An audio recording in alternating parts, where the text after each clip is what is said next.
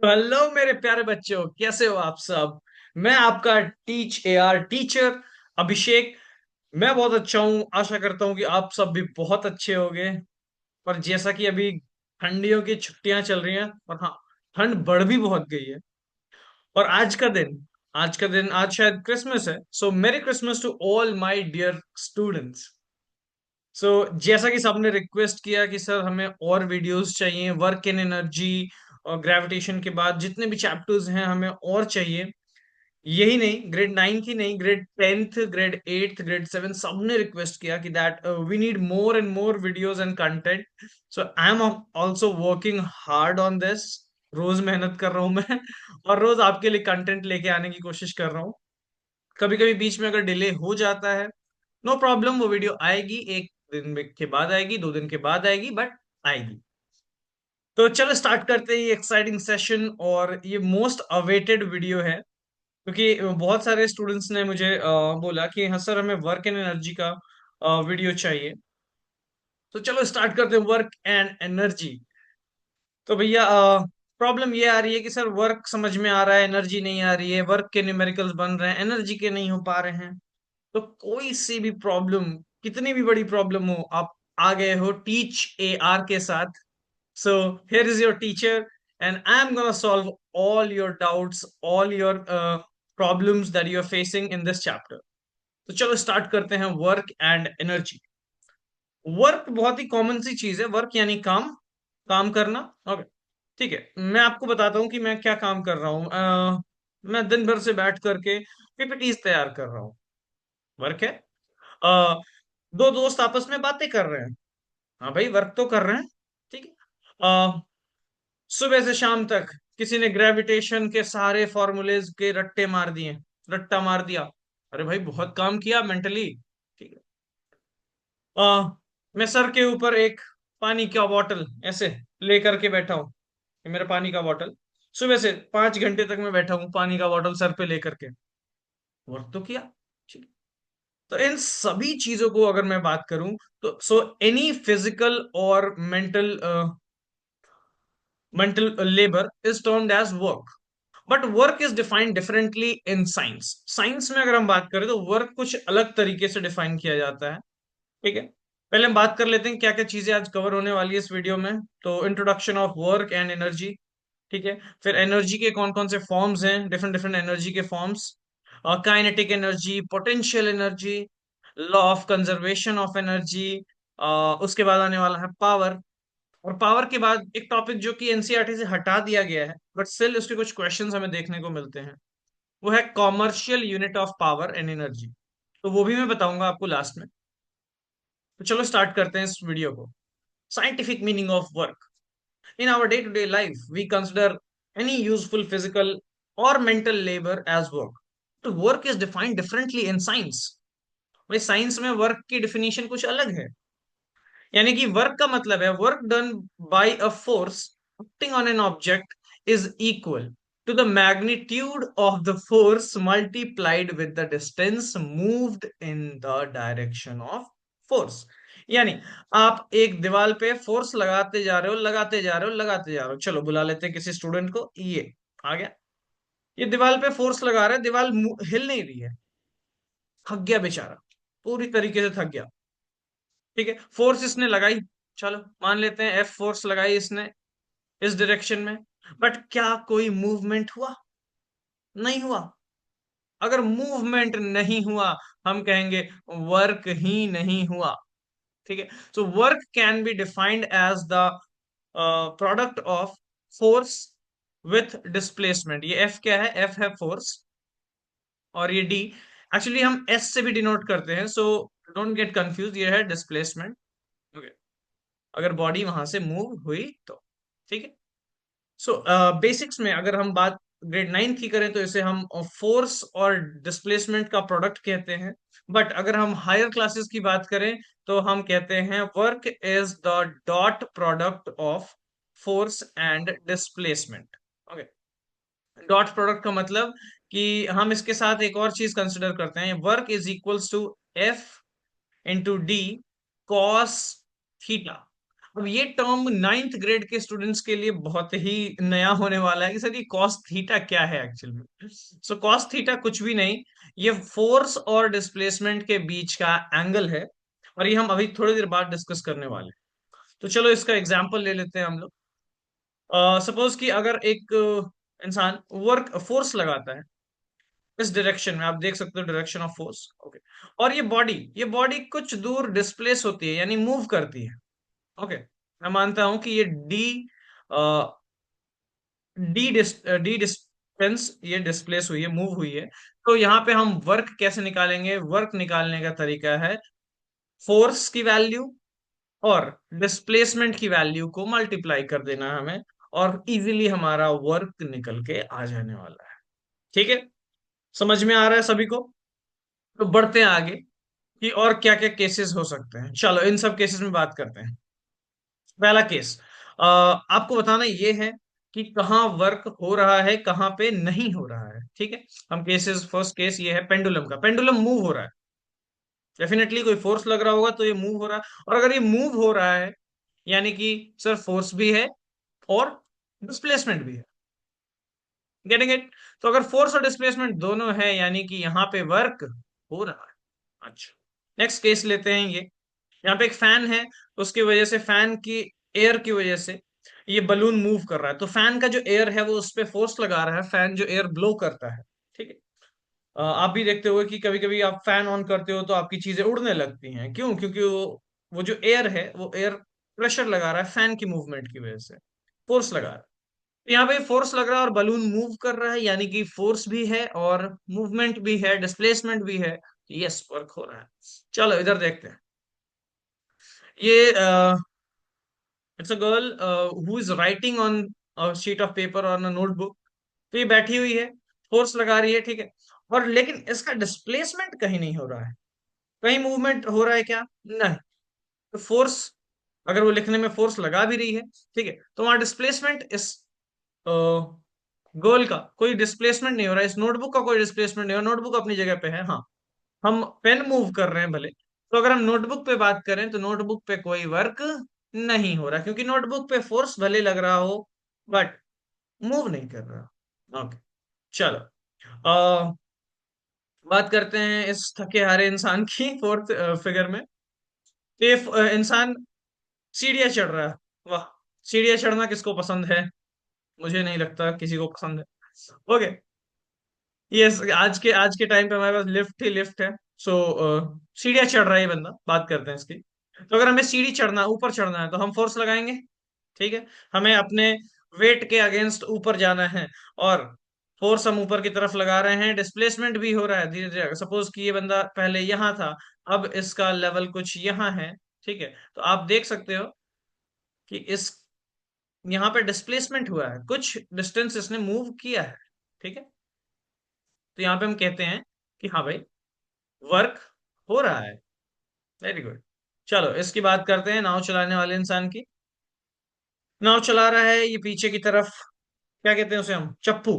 हम्म, pedal, right. Pedal को पीछे की तरफ मूव कर रहा है, ठीक है, यानी पीछे की तरफ फोर्स लगा रहा है और डिस्प्लेसमेंट हो रहा है आगे की तरफ।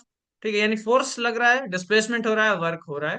ठीक है, हम बात करते हैं इस एप्पल की। अरे कहीं ये न्यूटन वाला एप्पल तो नहीं हो सकता? So apple is falling down, okay. And कोई भी चीज नीचे क्यों आती है? अपनी वेट की वजह से, ग्रेविटी के पुल की वजह से। तो नीचे इसका वेट का फोर्स, वेट क्या है? वेट एक फोर्स है, हमने बात की थी ग्रेविटेशन में। अगर ये एम मास का एप्पल है तो ये नीचे एम जी फोर्स लगा रहा है, और फोर्स लगा रहा है तो देख लो कि ये मूव भी कर रहा है नीचे की तरफ। तो यहां भी वर्क हो रहा है। अच्छा, अगर मैं बात करूं कि इस मैन के द्वारा कोई फोर्स हो रहा है क्या? सपोज मानते हैं कि ये मैन इस डायरेक्शन में मूव कर रहा है, ठीक है, और फोर्स इस डायरेक्शन में लग रहा है, फोर्स लग रहा है, डिस्प्लेसमेंट हो रही है, ओके। ज्यादातर स्टूडेंट कहेंगे कि हाँ सर वर्क हो रहा है। ठीक है, तो इस केस को भी हम आगे समझते हैं कि यहाँ पे वर्क हो रहा है या नहीं हो रहा है। ठीक है, अब बात करते हैं इनकी। ये देखो दोस्ती यारी, दोस्तों के बीच में बात हो रही है, ऐसा लग रहा है पॉडकास्ट चल रहा है। हाँ, सभी देखते हो पॉडकास्ट? ओके, यहाँ बातचीत हो रही, कन्वर्सेशन हो रहा है, यहाँ कोई फोर्स लग रही है? डिस्प्लेसमेंट दिखाई दे रहा है क्या? मुझे नहीं लगता कि यहाँ पे कोई वर्क हो रहा है। हाँ, मैं भी कह लो कि सर हाँ मैंने बहुत काम किया, मैंने बहुत बातें की, मैंने बहुत सारी नए नए क्वेश्चंस पूछे। हाँ, आपके हिसाब से वो वर्क हो सकता है, पर साइंस के हिसाब से वर्क नहीं हो रहा। ठीक है। बात करते हैं इस फुटबॉलर की। फुटबॉलर ने किक किया, फोर्स लगाया, फुटबॉल मूव करा। ठीक है। ऐसा तो है नहीं कि फोर्स लगाएंगे और फुटबॉल मूव नहीं करेगी। हो सकता है कब, जब ये फुटबॉल बहुत ही हैवी मेटल की है, तो फिर आपको मूव करना पड़ेगा हॉस्पिटल में। ठीक। बट यहाँ पे मूवमेंट होगी, फोर्स लगेगा, तो यहाँ पे भी हम कह सकते हैं हाँ भाई वर्क हो रहा है। चलो इनकी मैडम की बात करते हैं। मैडम ने कुछ काम करना स्टार्ट कर दिया है लैपटॉप पे। ओके, दिन भर में 5-6 घंटे काम कर रही हैं, लेकिन ये जो भी फोर्स लगा रही हैं वहां कोई डिस्प्लेसमेंट मुझे नजर नहीं आता। तो क्या कहेंगे? फोर्स तो लग रहा होगा, शायद फिंगर से फोर्स वर्क लगा रही होंगी, बट डिस्प्लेसमेंट नहीं है, तो हम कहेंगे फोर्स वर्क नहीं हो रहा है। आई बात समझ में? क्या जल्दी से अगर बता दो आ गई बात समझ में, तो अभी जाके वीडियो को लाइक करो और शेयर भी करो आगे उन दोस्तों को जो बैठ के वर्क नहीं कर रहे हैं भाई, मतलब स्टडी वाला वर्क जो उन्हें करना है वो नहीं कर रहे हैं। तो जल्दी से उन्हें शेयर करो कि फटाफट से वीडियो आ गई है। चैनल का नाम है टीच ए आर। जल्दी से जाकर के इस वीडियो को देखो और समझो कि वर्क एंड एनर्जी में इतनी प्रॉब्लम्स क्यों आ रही हैं। ठीक है। तो चलो आगे बढ़ते हैं। अब आगे बढ़ते हैं, हम देखते हैं कहाँ पे वर्क हो रहा है नहीं हो रहा है। चलो। ओह, ये बच्ची है, इसके पापा ने इसके लिए गाड़ी बना दी। बहुत अच्छी सी गाड़ी बनाई है। घूमने का जुगाड़ हो गया। अच्छा, तो अब ध्यान देना कि यहाँ पे डिस्प्लेसमेंट हो रहा है। डिस्प्लेसमेंट का डायरेक्शन ये है। ओके। और फोर्स का डायरेक्शन इधर है। फोर्स है 50 न्यूटन का, डिस्प्लेसमेंट हो रहा है 30 मीटर्स का। ठीक है। बात करते हैं, तो हमें वर्क अगर कैलकुलेट करना हो, तो वर्क हम कैसे कैलकुलेट करते हैं? Work is equals to force into displacement. Displacement को कहीं कहीं एस से भी लिखा गया है। ठीक है। तो डोंट गेट कंफ्यूज्ड, डी हो या एस हो, वो डिस्प्लेसमेंट की बात कर।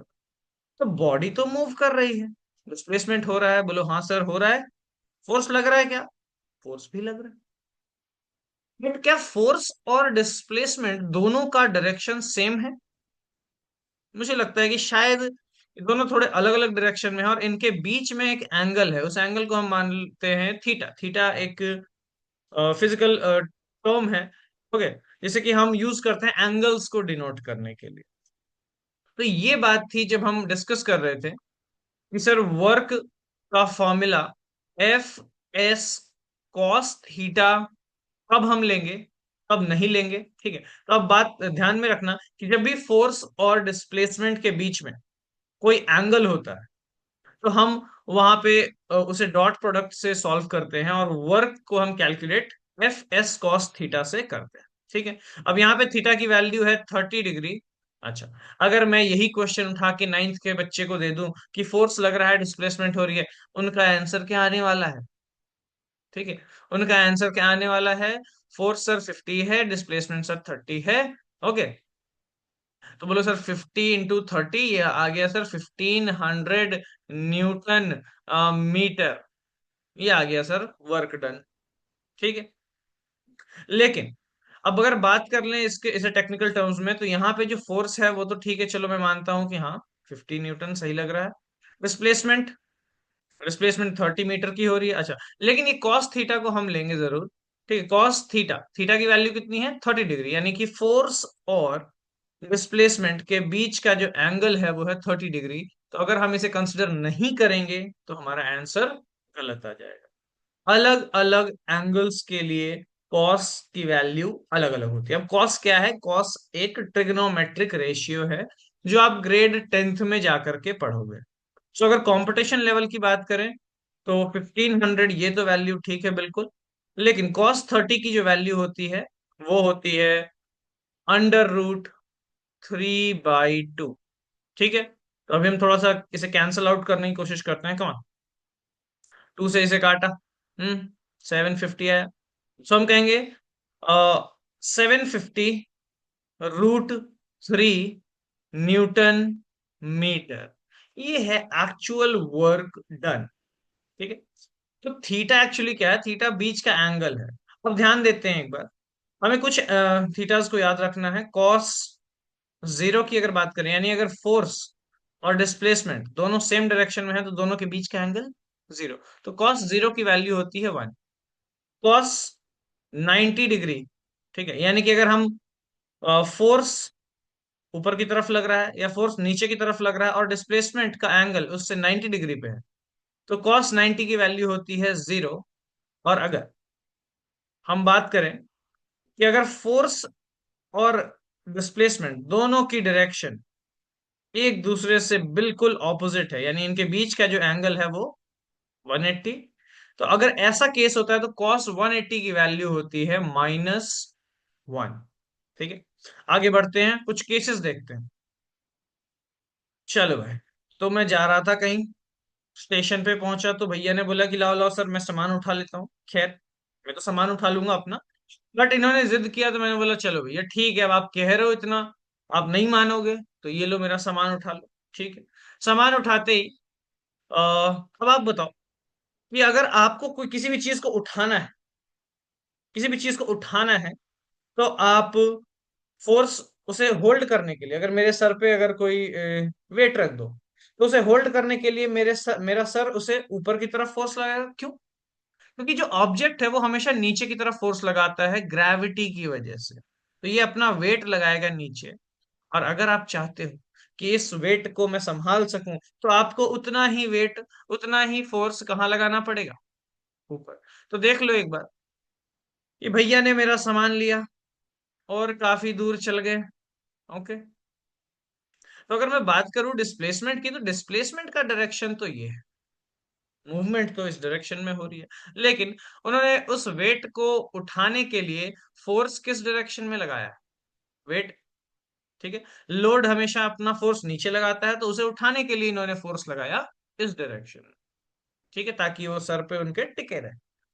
अब कुछ देर के बाद अगर मैं बात करूं, मुझे नहीं पता कितना फोर्स लगाया, कितने मीटर गए, ठीक है, अब उन्होंने सामान मेरा रख दिया और कह रहे पैसे दो सर। अब एक बार इनका वर्क देखते हैं, इन्होंने वर्क कितना किया। तो चलो मानते हैं कि वर्क डन कैसे निकालते हैं हम, फोर्स इनटू डिस्प्लेसमेंट। ओके, लेकिन एक चीज अभी हमने नोटिस की कि फोर्स और डिस्प्लेसमेंट के बीच में अगर एंगल है तो हम जरूर लेंगे एफ एस कॉस थीटा। अच्छा, अब इन दोनों फोर्स और डिस्प्लेसमेंट के बीच में कितना एंगल नजर आ रहा है? मुझे 90 नजर आ रहा है, आपको कुछ और नजर आए तो बता। ठीक, मुझे लग रहा है कि शायद दोनों फोर्स और डिस्प्लेसमेंट एक दूसरे के परपेंडिकुलर है। चलो बात करते हैं। अब फोर्स क्या होने वाला है नहीं पता, एक चीज मुझे पता है कि सर ये दोनों का बीच का एंगल 90 है, तो हम लिखेंगे cos 90। और अगर अभी हम याद करें थोड़ा सा, तो cos 90 की वैल्यू अभी हमने बताई है आपको, आपको ये चीज याद रख लेनी है। ठीक है, तो cos 90 होता है जीरो, यानी कि सर वर्क डन अगर ये जीरो हो गया, तो एफ और एस चाहे दुनिया के कितने भी बड़ी वैल्यूज हों, ये भी जीरो हो जाएंगे। क्यों? क्योंकि किसी भी चीज को जीरो में मल्टीप्लाई करो वो जीरो हो।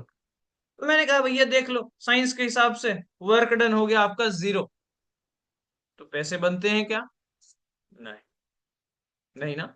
लेकिन मैंने फिर भी उनको पैसे दिए, डोंट वरी। ठीक है, मैं ऐसा बुरा आदमी नहीं हूं कि काम करवा के। बट हाँ, अगर साइंस की टर्म में बात करें तो वर्क डन यहाँ पे जीरो है, और हमेशा वर्क डन जीरो होता है अगर फोर्स और डिस्प्लेसमेंट एक दूसरे से 90 डिग्री के एंगल पे है। ठीक है, या फिर अगर आप बात कर लो कि हमने फोर्स इधर लगाया, बॉडी का मूवमेंट इधर हो गया, ठीक है, 90 डिग्री पे है अगर, ओके, तो भी ये हमेशा zero, work done scientific terms में जीरो होने वाला है। चलो, अब क्या हुआ कि सपोज, अच्छा ये देखो पिक्चर को देखो, कितनी अच्छी अच्छी पिक्चर है। ट्रेन आ रही है, अच्छा बगल में क्रिसमस ट्री भी है, और क्रिसमस से याद आया आज क्रिसमस है। ठीक है, अब ये जो ट्रेन है वो सेंटा क्लॉज की ट्रेन होने वाली है। ठीक है, अब मेरा एक स्टूडेंट, ठीक है, तेजा, ठीक है, तेजा, तेजा एक मेरा स्टूडेंट है। ठीक है, तेजा खड़ा हो गया सर ट्रेन के सामने कि सर आज सेंटा क्लॉज जाने वाले हैं इस ट्रेन से, सेंटा क्लॉज को आज तो रोक दूंगा और इनसे गिफ्ट लेके मानूंगा। ठीक है, अच्छा तो क्या किया इसने कि सामने से अब ये ट्रेन को रोकने के चक्कर में फोर्स लगाने लगा। ठीक है, अब देखो ट्रेन आपकी चल रही थी मैं बना लेता हूँ, एक ट्रेन का इंजन टाइप का कुछ ऐसा बना लिया। ठीक है, तेज चलने वाली ट्रेन है, वंदे भारत।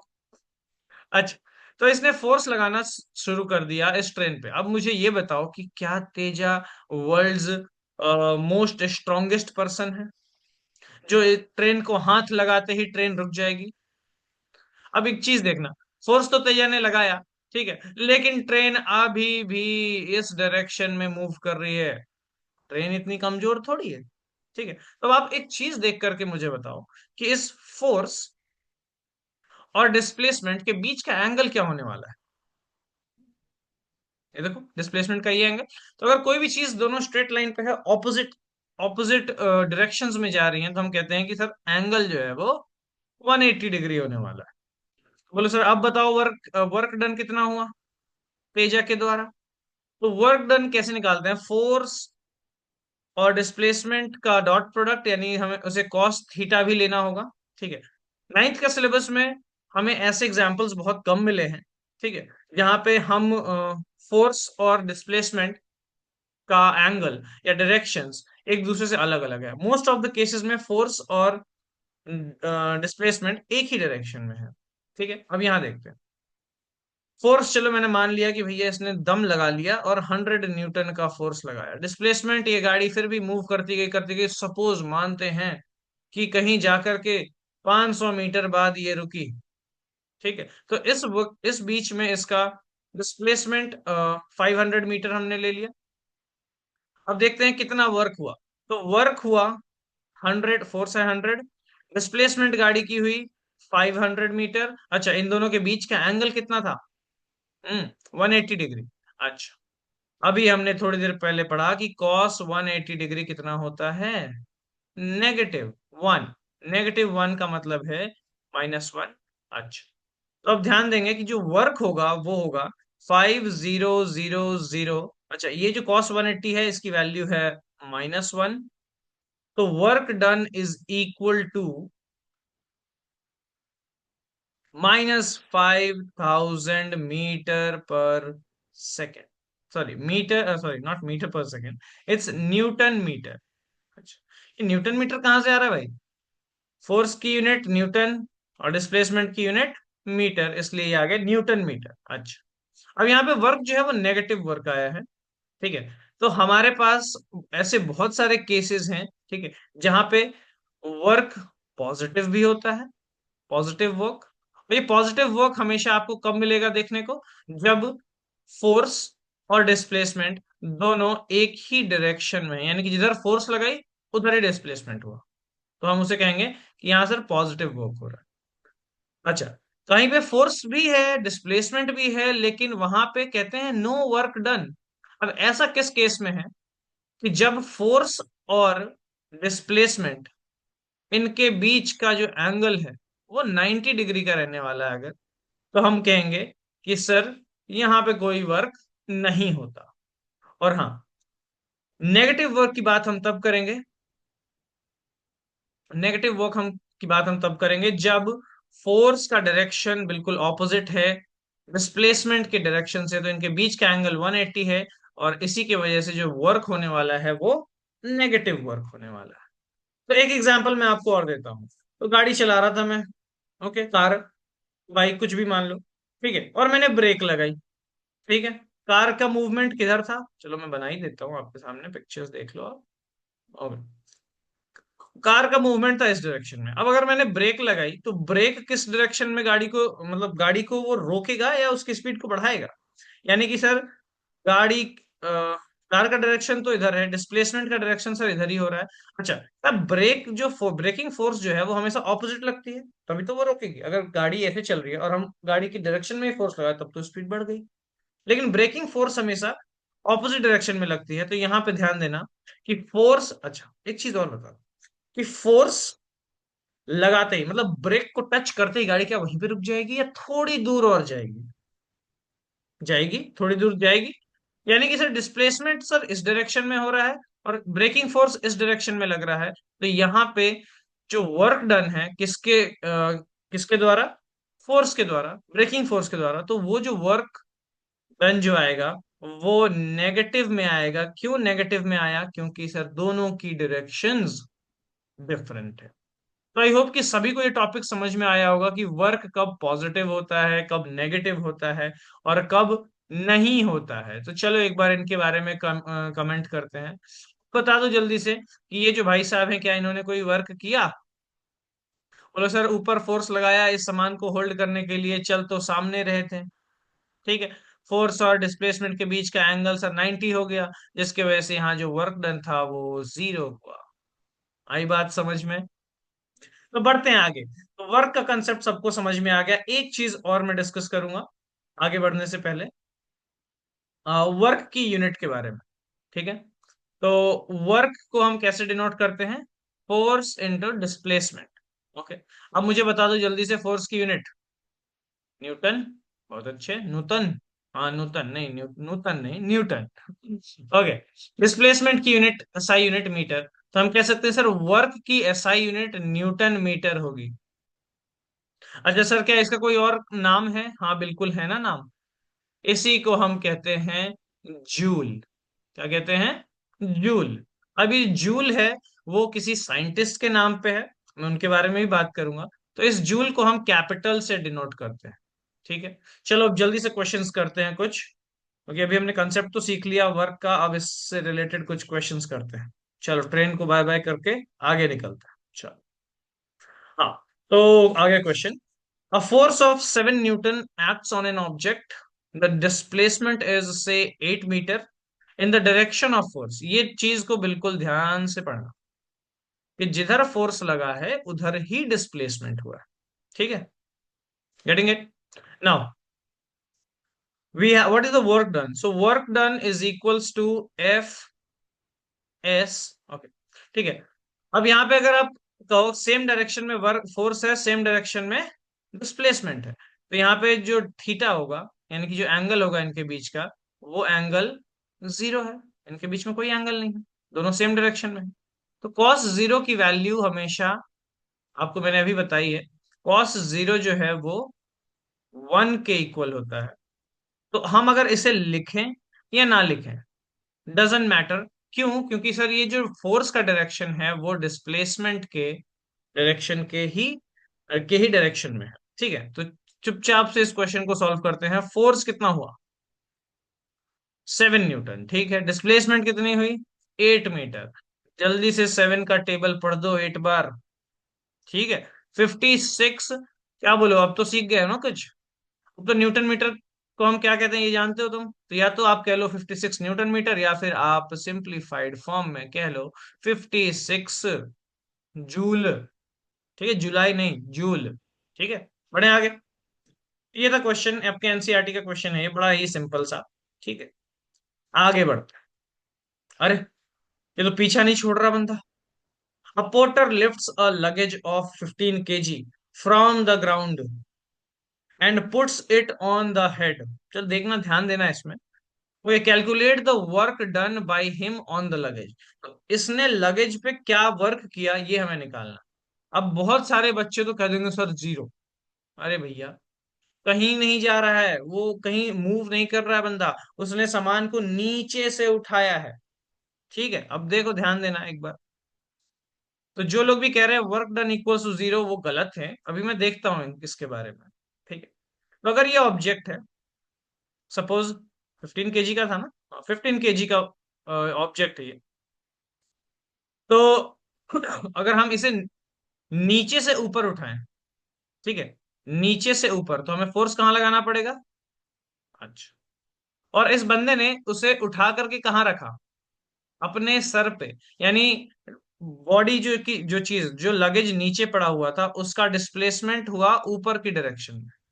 उसने सर पे रखा ना, तो सर पे उठाने के लिए उसे नीचे से ऊपर फोर्स लगाएगा, और ऊपर ही ऑब्जेक्ट भी आएगा। अगर किसी चीज को आप ऊपर उठाओगे तो ऑब्जेक्ट भी ऊपर जाएगा। यानी फोर्स और डिस्प्लेसमेंट दोनों के बीच में कोई एंगल नहीं है, एंगल 0 है।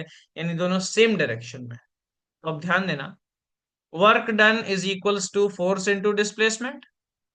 ठीक है। फोर्स लगाया उसने कितना? अरे फोर्स तो पता ही नहीं, कितना फोर्स लगाएंगे आप बताओ। अगर ये 15 kg का ऑब्जेक्ट है, 15 kg मास का ऑब्जेक्ट है, तो ये अर्थ इस पे अपना कितना ग्रेविटी लगा रही होगी? तो बोलो सर, कोई भी ऑब्जेक्ट इस पे लगने वाला फोर्स होता है mg। लगने वाला फोर्स है mg। ठीक है। मास दिया हुआ है। चलो हम g को सिंप्लीफाइड फॉर्म में g equals to 10 metre per second square ले रहे हैं। ठीक है। अच्छा, अब देखते हैं कितना फोर्स लगाया, कितना वर्क इसने किया। तो सर 15 kg का ये मास था। और इस पे अर्थ जो है वो फोर्स कितना लगा रही है? mg। यानी हम 10 से मल्टीप्लाई, ये है अर्थ का फोर्स, तो उतना ही फोर्स हमें ऊपर लगाना होगा। ठीक है, ऊपर की तरफ। तो ये फोर्स लगा रहा है ऊपर के डायरेक्शन में, इतना, ताकि ये बॉडी उठे। और बॉडी कितने दूर तक मूव की? अब भाई जितनी उसकी हाइट है वो अपने सर पे रखेगा ना। तो नीचे से लेकर के 1.5 मीटर यानी 1.5 मीटर उसने ऊपर उठाया। ठीक है, तो डिस्प्लेसमेंट हो गया 1.5 मीटर। जल्दी से कैलकुलेट करते हैं। सो 150 इंटू 1.5। ठीक है, जल्दी जल्दी से करो। जिन बच्चों को तकलीफ है सर डेसिमल में मल्टीप्लिकेशन नहीं आता, तो देखो भाई, इंटू 15 डिवाइडेड बाई 10। इस 1.5 को ये कर दिया हमने, 10 से 10 काटो, 15 इंटू 15 करो। 15 का स्क्वायर पाइथागोरस वालों, 225 जूल। यानी 225 जूल का वर्क इस भाई साहब ने किया। अब तो इनके पैसे बनते हैं। ठीक है। तो यस, अगर किसी भी ऑब्जेक्ट को हम नीचे से ऊपर की तरफ उठा रहे हैं तो हम फोर्स भी ऊपर लगा रहे हैं, डिस्प्लेसमेंट भी ऊपर हो रहा है। तो हाँ, कहेंगे पॉजिटिव वर्क हो रहा है। ठीक है। बढ़ते हैं आगे। आ गया सबसे इंपॉर्टेंट पूछे जाने वाला क्वेश्चन आपके टेस्ट में, आपके छोटे मोटे एग्जाम्स में ये क्वेश्चन जरूर आता है, favourite question. Define 1 joule of work. ठीक है। 1 जूल वर्क क्या होता है? ठीक है। अगर मैं बात करूं वर्क क्या होता है, तो work is equal to force into displace. और अगर कह रहा है कि वर्क अगर 1 जूल का हुआ, ठीक है, तो इसकी वैल्यू 1 जूल तभी आ सकती है जब हम फोर्स 1 जूल का, 1 न्यूटन का लें, और डिस्प्लेसमेंट भी ऑब्जेक्ट का 1 मीटर ही हो। यानी कि अगर मैं बात करूं इस ऑब्जेक्ट की, अगर इस ऑब्जेक्ट पे हम 1 न्यूटन का फोर्स लगाएं और ये ऑब्जेक्ट अपनी जगह से, ठीक है, 1 मीटर डिस्प्लेस हो जाए, तो हम कह सकते हैं कि फोर्स 1, डिस्प्लेसमेंट 1, तो वर्क डन 1 जूल। ठीक है। तो चलो इसको मैं एक बार आपको लिखा देता हूं, लिखना चाहो जरूर लिख लेना क्योंकि डेफिनेशन आती है। ठीक है। When a force of 1 Newton acting on a body displaces it by 1 meter, then the work done the work done is said to be 1 joule. तो अगर किसी 1 न्यूटन के फोर्स ने किसी ऑब्जेक्ट को 1 मीटर से डिस्प्लेस कर दिया, तो कह लो कि सर जो वर्क हो रहा है वो 1 जूल का हो रहा है। आई बात समझ में? बड़ा ही फेवरेट क्वेश्चन है आपके टीचर्स का, क्लास में आपको जरूर मिलता है ये क्वेश्चन। ठीक है। आगे बढ़ते हैं। अरे, ये दादाजी कौन आ गए? चलो। अरे, जेम्स प्रेस्कॉट जूल। जूल कहीं ये वही तो नहीं जिनके नाम पे हमने जूल यूनिट का नाम पढ़ा? ठीक है, हाँ, ये वही है, जेम्स प्रेस्कॉट जूल। और ये टॉपिक जो है वो है एनर्जी। एनर्जी को समझने से पहले मैं समझाता हूँ कि अगर आपके पास एनर्जी है, अगर आप सुबह उठे और आपके पास बिल्कुल एनर्जी फील नहीं हो रहा, क्या कोई आप वर्क कर पाओगे? मुझे नहीं लगता। ठीक है। अगर एनर्जी की बात करें तो एनर्जी क्या है? Energy is the capability of doing work. Okay, energy क्या है? वर्क करने की क्षमता। तो अगर आपके अंदर वर्क करने की कैपेबिलिटी है, that means you have energy. ठीक है। अच्छा, एक चीज और, अगर हम वर्क करते हैं, सपोज कि मैं आज क्रिकेट खेलने के मूड में था, ठीक है, और सामने बॉलर ने बॉलिंग की और मैंने यहां से उठा करके हेलीकॉप्टर शॉट लगा दिया। ठीक है, हेलीकॉप्टर शॉट लगा दिया, तो मैंने फोर्स लगाया, बॉल मूव की, बॉल का मूवमेंट हुआ। ठीक है, मैंने बॉल पे फोर्स लगाया बैट के थ्रू, और बॉल का मूवमेंट यानी मैंने वर्क किया। अच्छा, वो वर्क होने के बाद क्या उस बॉल की एनर्जी बढ़ गई? अरे हाँ भाई, एनर्जी बढ़ गई, तभी तो वो उतनी दूर भागा। यानी कि अगर हम किसी भी ऑब्जेक्ट पे वर्क करते हैं तो एनर्जी गेन होता है। ठीक है, और अगर कोई ऑब्जेक्ट वर्क करता है तो उसकी एनर्जी लूज होती है। जैसे मैंने क्रिकेट खेला, मेरी एनर्जी क्या हो गई? मैंने वर्क किया, ठीक है, मेरी एनर्जी लूज हो गई। और वहीं जैसे मैंने क्रिकेट बॉल को हिट किया, तो मैंने उस क्रिकेट बॉल के ऊपर वर्क किया। ठीक है, तो उस क्रिकेट बॉल की एनर्जी गेन होगी। ठीक है, तो एनर्जी क्या कहते हैं, हम कैसे डिफाइन करते हैं? An object having a capability to do work is said to possess energy. Possess यानी होना। अगर किसी भी ऑब्जेक्ट के पास वर्क करने की कैपेबिलिटी है तो हम कहते हैं कि उसके पास क्या है? एनर्जी है। Energy can also be defined as ability or capability or capacity to do work. Getting it? चलो बढ़ते हैं आगे। तो थैंक यू जूल सर, इन्होंने हमें क्या दिया? इस यूनिट को इन्होंने एनर्जी और वर्क के इस कॉम्प्लेक्स कंसेप्ट को बड़ा ही सिंप्लीफाई किया, और इन्होंने वर्क और एनर्जी। अच्छा, एनर्जी की यूनिट क्या होती होगी भाई? एनर्जी क्या है? एनर्जी तभी होगी जब वर्क, एनर्जी का गेन तभी होगा जब वर्क होगा उस पे। ठीक है, और एनर्जी लूज तभी होगी जब हम कोई वर्क करेंगे। तो एनर्जी की भी जो यूनिट है हम कह सकते हैं कि वो भी जूल होती है। एनर्जी की यूनिट भी जूल है। ठीक है, बढ़ते हैं आगे। चलो अब कुछ पिक्चर्स देख लो। पहला वाला, अरे बोल्ड कर दिया। ठीक है, ये बॉल आई और इसने विकेट को हिट किया। तो बॉल ने क्या किया? बॉल ने विकेट के ऊपर वर्क किया। वर्क किस पे हुआ? विकेट पे। तो आप ये बताओ कि विकेट की एनर्जी इंक्रीज होगी डिक्रीज होगी? मुझे लगता है कि जिस पे वर्क होता है उसकी एनर्जी इंक्रीज होती है, और जो बेचारा वर्क करता है, जैसे ये बॉल अभी वर्क कर रहा था, ठीक है, इसकी एनर्जी कम हो जाएगी, और इसीलिए आप देखते हो कि विकेट से टकराने के बाद बॉल की स्पीड कम हो जाती है। ठीक। अच्छा, इस हैमर ने इस नेल को अंदर पुश करने के लिए एनर्जी लगाई।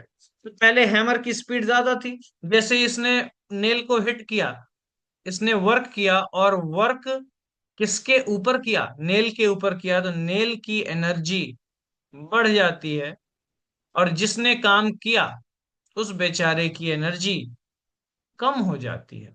ठीक है, अब बात करते हैं इस बलून की। बलून है बेचारा फुला हुआ, ठीक है, इन्फ्लेटेड बलून। अगर हम इसे प्रेस करते हैं साइड से, ठीक है, साइड से अगर प्रेस करते हैं यानी कि हम फोर्स लगा रहे हैं। हाँ, फोर्स लगा रहे हैं, तो ये बलून कुछ देर के बाद कुछ ऐसा हो जाएगा। यानी कि सर यहां से यहां तक देखो आप, ये मूव किया, डिस्प्लेसमेंट हुआ, यानी हाँ हमने बाहर से इस पे वर्क किया। और अगर हम वर्क करते हैं इसके ऊपर तो इसकी एनर्जी बढ़ जाती है। और जो जो वर्क कर रहा है, जैसे अगर आपने, मैंने, किसी ने भी इससे प्रेस किया, तो बार बार, अगर बार बार आप देखो कि बहुत सारे बलून्स दे दें, तो कुछ देर बाद आपको रियलाइज होगा कि हाँ भैया हमारी एनर्जी लूज हो रही है। तो अगर वर्क जिस सिस्टम पे होता है उसकी एनर्जी गेन होती है, वर्क जो करता है उसकी एनर्जी लूज होती है। ठीक है, तो वर्क और एनर्जी आपस में बहुत ही रिलेटेड है। अब बात करते हैं फॉर्म्स ऑफ एनर्जी। ठीक है, तो वैसे तो कई सारे फॉर्म्स ऑफ एनर्जी हैं, आप बता दो मुझे दो चार फटाफट से। हाँ, कोई कह रहा है इलेक्ट्रिकल एनर्जी, बहुत अच्छे। हाँ, हम बचपन से पढ़ते आए हैं light is a form of energy, बोलो सर लाइट एनर्जी। हाँ, बहुत अच्छे। फिर बोलो सर, आपने लास्ट टाइम पढ़ाया था, लास्ट क्लास में, एट्थ में, सेवेंथ में, सर साउंड भी एक एनर्जी है, साउंड एनर्जी, वेरी गुड। और बच्चा बच्चा जानता है सर हीट क्या है, हीट भी एक एनर्जी है, बहुत सारी एनर्जी है। ठीक है, now there are different different atomic energy, अरे बहुत अच्छे। ओके, एटॉमिक एनर्जी, तभी तो इतने सारे एटम बॉम्ब्स और न्यूक्लियर पावर प्लांट बन रहे हैं, क्योंकि एटॉमिक एटम्स के अंदर भी एनर्जी होती है। बहुत अच्छे। अब हम बात करते हैं दो ऐसी एनर्जी के बारे में जिसके बारे में शायद अभी तक हमने नहीं सुना। ठीक है, वो है काइनेटिक एनर्जी और पोटेंशियल एनर्जी, जो कि हम इस चैप्टर में पढ़ने वाले हैं। ठीक है। अब भाई काइनेटिक एनर्जी वो है कि अगर मैंने मान लो बड़ा तेज गुस्सा आ गया किसी के ऊपर, ठीक है, वैसे आना आता नहीं है मुझे जल्दी गुस्सा, ठीक है, गुस्सा आ गया, और भैया मैंने उसके पीठ पे मुक्के से वर्क कर दिया। क्या कर दिया? वर्क कर दिया। ऐसे में ऐसे में अब आप बताओ मुझे कि अगर मैंने वर्क किया किसी के ऊपर पीठ पे, तो जाहिर सी बात है भैया वो रुका हुआ इंसान थोड़ी दूर आगे बढ़ जाएगा। तो अगर आप कोई वर्क हो और उस वर्क की वजह से बॉडी के मोशन में चेंज आ जाए, बॉडी के मोशन में चेंज आ जाए, और उसकी वेलोसिटी, अगर मोशन में चेंज हुआ तो उसकी स्पीड में वेलोसिटी में चेंज होगा। ठीक है। तो अगर बॉडी में मोशन होता है, बॉडी की वेलोसिटी चेंज होती है, तो हमने वर्क जिस पे किया वो कुछ एनर्जी गेन करेगा। उस टाइप की एनर्जी जहां पे उसकी वेलोसिटी चेंज हो रही है, उस एनर्जी को हम कहते हैं काइनेटिक एनर्जी। एक बार इसको पढ़ लेते हैं, क्या कहता है ये। Kinetic energy is the energy possessed by an object due to its motion. यानी अगर कोई बॉडी मोशन में है तो उसमें जो एनर्जी का चेंज होता है, जो एनर्जी उसके अंदर होती है, वो एनर्जी कहलाती है काइनेटिक एनर्जी। यानी मैं कह सकता हूं कि चलती फिरती चीजों के पास कौन सी एनर्जी होती है? Kinetic energy. अब बात देखो, the kinetic energy of an object increases with its speed. अच्छा, यानी कि अगर मैं बात करूं स्पीड की, धीरे मुक्का मारा तो वेलोसिटी चेंज हुई, लेकिन तेज मुक्का मार दिया, वेलोसिटी ज्यादा चेंज हुई। तो किस केस में काइनेटिक एनर्जी ज्यादा है? सर जहां पे वेलोसिटी ज्यादा चेंज हुई, वहां पे हमने बॉडी को ज्यादा काइनेटिक एनर्जी दे दी, वर्क किया उसके ऊपर, काइनेटिक एनर्जी मिल गई उसे। तो जितना ज्यादा स्पीड में चेंज होगा, उतनी जितना ज्यादा स्पीड बढ़ेगी उतनी ज्यादा काइनेटिक एनर्जी बढ़ेगी। तो बेसिकली हम कह सकते हैं सर काइनेटिक एनर्जी वो एनर्जी है जो बॉडी के मोशन पे डिपेंड करती है। और अगर कोई बॉडी मूव नहीं कर रही है, अगर उसकी वेलोसिटी जीरो है, क्या उसके पास कोई काइनेटिक एनर्जी होगी? देखते हैं आगे। चल, दूसरा है पोटेंशियल एनर्जी। पोटेंशियल एनर्जी, अच्छा पोटेंशियल एनर्जी पे भी हम आएंगे एक बार फिर से, पहले हम काइनेटिक एनर्जी को अच्छी तरीके से समझ लेते हैं। ठीक है, चल आगे काइनेटिक एनर्जी में। ठीक है, अब ये ऑब्जेक्ट है, ठीक है, मैंने मान लिया ऑब्जेक्ट का मास कुछ m है। ठीक है, इस m मास के ऑब्जेक्ट पे हमने कुछ फोर्स लगा दिया। ठीक है, सपोज कि हमने F फोर्स लगाया। ठीक है, और कुछ टाइम के बाद ये नोटिस किया कि ये जो ऑब्जेक्ट है, ये भाई साहब ये इन्होंने कुछ डिस्टेंस कवर किया, या कह सकते हैं ये अपनी जगह से डिस्प्लेस हो गए, और ये s डिस्टेंस इन्होंने कवर किया। ठीक है, अब अगर मैं आपसे बात करूं कि वर्क डन कितना हुआ, तो आप कहोगे सर वर्क डन जो होता है वो तो अभी आपने थोड़ी देर पहले बताया है, फोर्स इनटू डिस्प्लेसमेंट के बराबर होता है। ठीक है, कॉस थीटा वगैरह हम तब लेते हैं जब फोर्स और डिस्प्लेसमेंट के बीच में कोई एंगल होता है। यहाँ तो सर दोनों सेम डायरेक्शन में जा रहे हैं। ठीक है, तो फोर्स इनटू डिस्प्लेसमेंट ये हो गया। अच्छा, अब किसने किसने न्यूटन के जो लॉ ऑफ मोशन थे उसमें इक्वेशन ऑफ मोशन पढ़े हैं, याद होंगे। जल्दी से बताओ तीनों, तीनों बता दो मुझे, कमेंट बॉक्स में लिख दो। जिस मोमेंट पे तुम ये वीडियो देख रहे हो जल्दी से फटाफट से लिख दो, अगर मुझसे जल्दी लिख सकते हो तो लिखो। चलो, समय दिया, थोड़ा और समय दे दिया।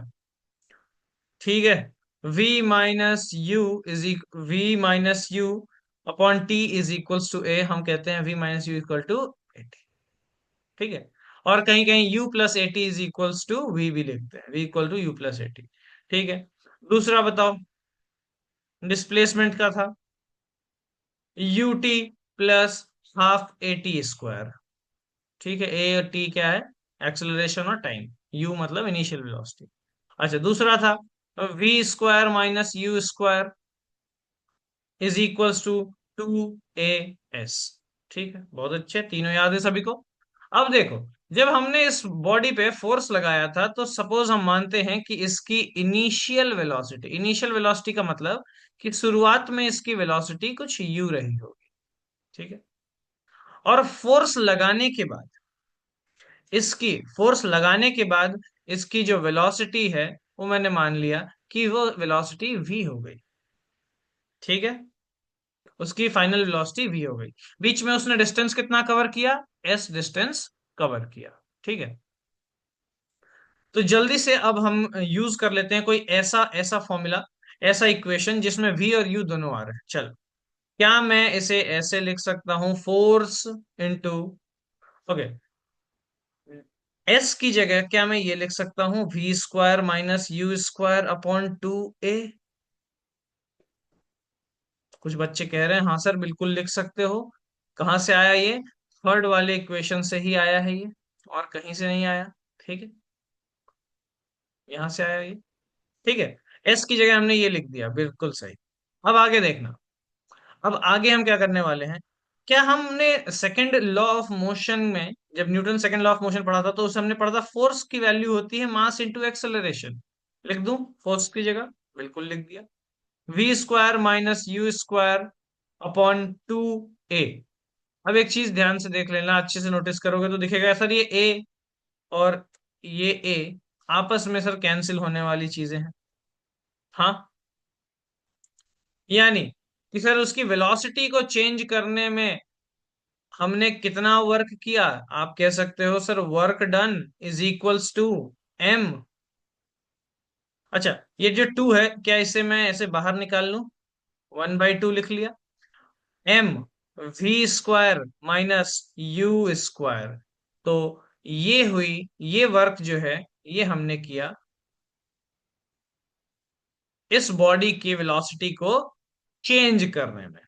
ठीक है, अब अगर मैं बात करूं कि ये बॉडी पहले से अगर रेस्ट में थी, ठीक है, तो suppose suppose this body is already in rest. Okay, लिख लेते हैं, suppose u is equal to 0। अगर मान लो कि बॉडी पहले से रुकी हुई थी और हमने उस पर फोर्स लगाया, ठीक है, तो u इनिशियल वेलोसिटी इसकी 0 रही होगी। तो जो वर्क डन हुआ वो होगा 1/2 m v² और u² की जगह अगर हम 0 रख दें तो हम लिखेंगे work done is equals to half m v²। तो ये जो पूरा वर्क हुआ है वो उसकी वेलोसिटी को इम्पैक्ट कर रहा है। जो वर्क हुआ है उससे हुआ क्या, डिस्प्लेसमेंट हुआ और बॉडी ने कुछ वेलोसिटी गेन की। और जब भी बॉडी की वेलोसिटी में चेंज होता है वो वर्क, उस वर्क को हम क्या कहते हैं, उस वर्क ने क्या दिया उस बॉडी को, वो वर्क काइनेटिक एनर्जी है। जितना वर्क हमने उसके ऊपर किया, वो जो वर्क है, होने वाला वर्क, उसे हम कहते हैं, जितना वर्क आप करोगे उस बॉडी पे उसकी वेलोसिटी को बढ़ाने में, वही उसके काइनेटिक एनर्जी होगी। ठीक है, तो हम कह सकते हैं काइनेटिक एनर्जी का अगर कोई एक्सप्रेशन हमसे पूछे कि how do you denote kinetic energy, तो हम कहेंगे काइनेटिक एनर्जी, इसको हम ई के भी लिखते हैं, kinetic energy is equals to half m v²। ठीक है, अगर बॉडी रेस्ट में थी और वर्क होने के बाद उसकी वेलोसिटी कुछ v हो गई, ठीक है, तो बॉडी पे की काइनेटिक एनर्जी कितनी है, हाफ m v²। अब आप मुझे एक बार जल्दी से बता दो कि अगर बॉडी की कोई वेलोसिटी नहीं है, बॉडी रेस्ट पे है, तो उसकी काइनेटिक एनर्जी कितनी होने वाली। ठीक है, यहाँ पे सारे सारे जो भी वेरिएबल्स हैं आई होप कि सबको पता है। m जो है वो मास ऑफ द ऑब्जेक्ट है, ठीक है, और v जो है वो वेलोसिटी है, v जो है वो वेलोसिटी। ठीक है, तो kinetic energy equals to half m v²। अगर मास बढ़ जाएगा ऑब्जेक्ट का तो भी काइनेटिक एनर्जी बढ़ती है, और वेलोसिटी अगर बढ़ जाए तो काइनेटिक एनर्जी स्क्वायर टाइम्स बढ़ती है, क्योंकि वो उसके जो काइनेटिक एनर्जी है वो वेलोसिटी के डायरेक्टली प्रोपोर्शनल है। जैसे अगर वेलोसिटी बढ़ेगी काइनेटिक एनर्जी भी बढ़ेगी। चलो, अगर क्लियर हुआ काइनेटिक एनर्जी तो एक क्वेश्चन करके देखते हैं। अच्छा, what is the work done to increase the velocity of a car from 30 kilometer per hour to 60 kilometer per hour? Good question. Okay. तो अगर मैं बात करूं कि बॉडी जो है, कार है, सपोज कार है, कार का वेट भी दिया हुआ है, कार का मास दिया हुआ है 1500 kg। अच्छा, पहले ये 30 किलोमीटर पर आवर से मूव कर रही थी, यानी कि हमारे पास इनिशियल वेलोसिटी की वैल्यू दी हुई है 30 किलोमीटर पर आवर। ठीक। और हमारे पास बाद में जाकर के इसकी वेलोसिटी चेंज हो गई, जो कि हो गई है 60 किलोमीटर पर आवर। ठीक है। अब एक चीज ध्यान देंगे, हमें हमसे पूछा ये गया है कि वर्क डन कितना होने वाला है। ठीक है। तो या तो आप एक काम करो, आप पहले इसकी इनिशियल काइनेटिक एनर्जी निकाल लो। दो तरीके हैं इस क्वेश्चन को सॉल्व करने के। ठीक है। या तो आप इसकी इनिशियल काइनेटिक एनर्जी यानी कि के ई वन वन यानी मैं आई लिख देता हूं, यानी इनिशियल काइनेटिक एनर्जी, पहले कितनी काइनेटिक एनर्जी थी। ठीक है। वो कैसे निकालेंगे? Half m u square, u यानी पहले की वेलोसिटी, इनिशियल वेलोसिटी। ठीक है। और फिर हम निकाल लेंगे फाइनल काइनेटिक एनर्जी। ओके। वो कैसे निकलेगी भाई? तो हाफ, जब भी वेलोसिटी की बात आती है हम कौन सी एनर्जी की बात करते हैं? Kinetic energy. सब पूछ रहे हैं बच्चे कि सर काइनेटिक एनर्जी ही क्यों निकाल रहे हैं? क्योंकि work done to increase the velocity, ये क्वेश्चन में लिखा हुआ है कि जो वर्क डन हो रहा है वो वेलोसिटी को चेंज कर रहा है। ठीक है, इसलिए हम काइनेटिक एनर्जी, तो वो जो वेलोसिटी चेंज होती है वो काइनेटिक एनर्जी की वजह से चेंज होती है, और दैट इज वाई हम काइनेटिक एनर्जी फाइंड आउट कर रहे हैं। ओके। अब ये है कि हम फाइनल काइनेटिक एनर्जी निकाल लें। ठीक है, मास तो दोनों केस में कार का सेम ही होने वाला है। जो चीज चेंज हो रही है वो है वेलोसिटी। अच्छा, या फिर थोड़ा सा अगर हम रिकैप में जाना चाहें तो एक चीज आप देख लो कि जब भी बॉडी की वेलोसिटी चेंज होती है तो वर्क डन को हम ऐसे भी निकाल सकते हैं। ठीक है, ध्यान देंगे। So work done is equals to change in kinetic energy. जब भी वेलोसिटी में चेंज होता है तो काइनेटिक एनर्जी चेंज होती है। ठीक है, change in kinetic energy. Okay. Work done is equals to change in kinetic energy. अब बात करो काइनेटिक एनर्जी की, सर चेंज जब भी हम निकालते हैं फाइनल माइनस इनिशियल करते हैं। ठीक है। तो हम बात करते हैं काइनेटिक एनर्जी फाइनल की, final minus kinetic energy, initial kinetic energy थी। कैसे निकलेगा भाई? तो अब देख लो यहाँ पे, इसको पहले यहाँ से सेपरेट कर देते हैं ताकि समझ में आ जाए कि कौन सा पार्ट हम कर रहे हैं। ठीक है, work done is equals to final kinetic energy थी half m v square, v यानी वेलोसिटी का square, minus half m u square. अगर आप एक चीज को नोटिस करो तो यहां से कुछ चीजें कॉमन आ जाएंगी, हाफ एम कॉमन आ जाएगा, लास्ट में बचा क्या? V square minus u square. ठीक है, करते हैं सॉल्व इसको। अब यहां से अगर हम आगे बढ़े तो मास तो हमारे पास गिवन है 1500 केजी, 1500 केजी यानी 1500 केजी। ओके। अब जो वेलोसिटी है, कुछ बच्चे आंख मूंद करके वही वैल्यू वहां पे रख देने वाले हैं, फुल स्क्वायर वगैरह सब कुछ करेंगे और फिर निकाल देंगे गलत आंसर। क्यों? क्योंकि जो वेलोसिटी है उसकी वैल्यू जो हमारे पास गिवन है वो एसआई यूनिट में नहीं, मीटर पर सेकंड में नहीं गिवन है। ठीक है, तो आज पहले हम वो कर लेते हैं, फिर उसके बाद हम कोई काम करेंगे। ठीक है। तो अगर मैं 30 किलोमीटर पर सेकंड को मीटर पर सेकंड में चेंज करूं, जल्दी से करके बताओगे? 30 इंटू 5/18। हाँ भाई, 5/18। ठीक है। 6 जा 10 जा, अगर मैं बात करूं इसकी, तो ये हो गया 3 जा 5 यानी 25/3, 25/3। अच्छा, अब इसकी बात करें 60 किलोमीटर वाले की, तो अगर इसे चेंज करूं तो ये इसका डबल है, ये आ गया 50/3। ठीक है। तो अभी फटाफट से कैलकुलेशन कर लेते हैं अपना। और सर क्या इसका स्क्वायर करना पड़ेगा? देखो, स्क्वायर करने से अच्छा है कि आप मैथमेटिकल आइडेंटिटीज की यूज करो, जिन्हें नहीं आती वो भाई स्क्वायर कर लो, थोड़ा मेहनत तो करना पड़ेगा। वी स्क्वायर की वैल्यू है 50 स्क्वायर/3 स्क्वायर। ओके, चलो इसको मैं ब्रैकेट में रख देता हूँ। 25/3 इसका square, common. So half into 1500। अच्छा, 50 का स्क्वायर आता है क्या? 2500, और 25 का स्क्वायर आता है, जल्दी से भाई, 25 का स्क्वायर आता है 625। सो 2500 में से 625 घटा दिया, क्यों? क्योंकि जो एलसीएम लेंगे, 3 का स्क्वायर हमारे पास सेम आने वाला है 9। ठीक है, जल्दी से इसको अगर फाइंड आउट करना चाहूं मैं, तो वैल्यू कुछ आती है 1/2 इंटू, अच्छा इसको यहां से यहां काटो ना। सो 3 3 9, 3 into 500 times, that is this. Okay, ऊपर की जो वैल्यू आ रही है वो आ रही है 1 एंड देन 900, 1875, नीचे 3 है भाई। अच्छा, ये 500 को भूलना नहीं, ये जो 500 यहाँ। ठीक है, तो ये वैल्यू भी हमारी शायद डिविजिबल है 3 से, अगर बात करें तो। 3 6 जा, देन 2 जा, एंड देन 5 जा। ओके, आ गई आ गई आ गई। अच्छा, अब अगर हम इसको सिंप्लीफाई कर लें तो जो वर्क डन हमारा आने वाला है, जल्दी से जल्दी सिंप्लीफाई करो, यूनिट मत भूलना, जूल है। जो वर्क डन है वही चेंज इन काइनेटिक एनर्जी है। तो ये क्वेश्चन दोनों तरीके से आ सकता है कि ये मास मास गिवन है, वेलोसिटी में चेंज आ रहा है। अगर आपसे पूछे कि वर्क डन कितना हो रहा है, चेंज इन काइनेटिक एनर्जी। और अगर डायरेक्टली पूछ दे काइनेटिक एनर्जी में कितना चेंज है, तो पहले इनिशियल निकाला, फाइनल निकाला।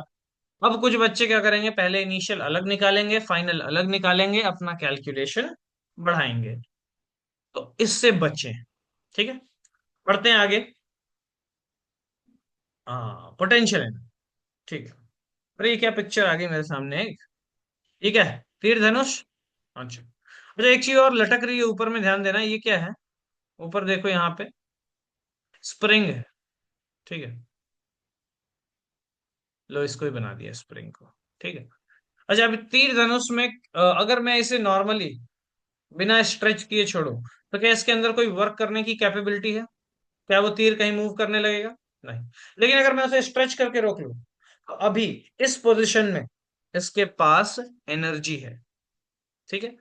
हाँ, यहाँ वेलोसिटी की चेंज वगैरह कुछ नहीं हो रहा, बस हाँ पोजीशन चेंज हुआ। जैसे ही हमने इसे स्ट्रेच किया, तो इसके अंदर एक एनर्जी आ गई। अगर आपको देखना है एनर्जी का नमूना, तो बस छोड़ दो इसे, देखोगे आप एनर्जी वर्क होगा। ठीक है, मूवमेंट होगा।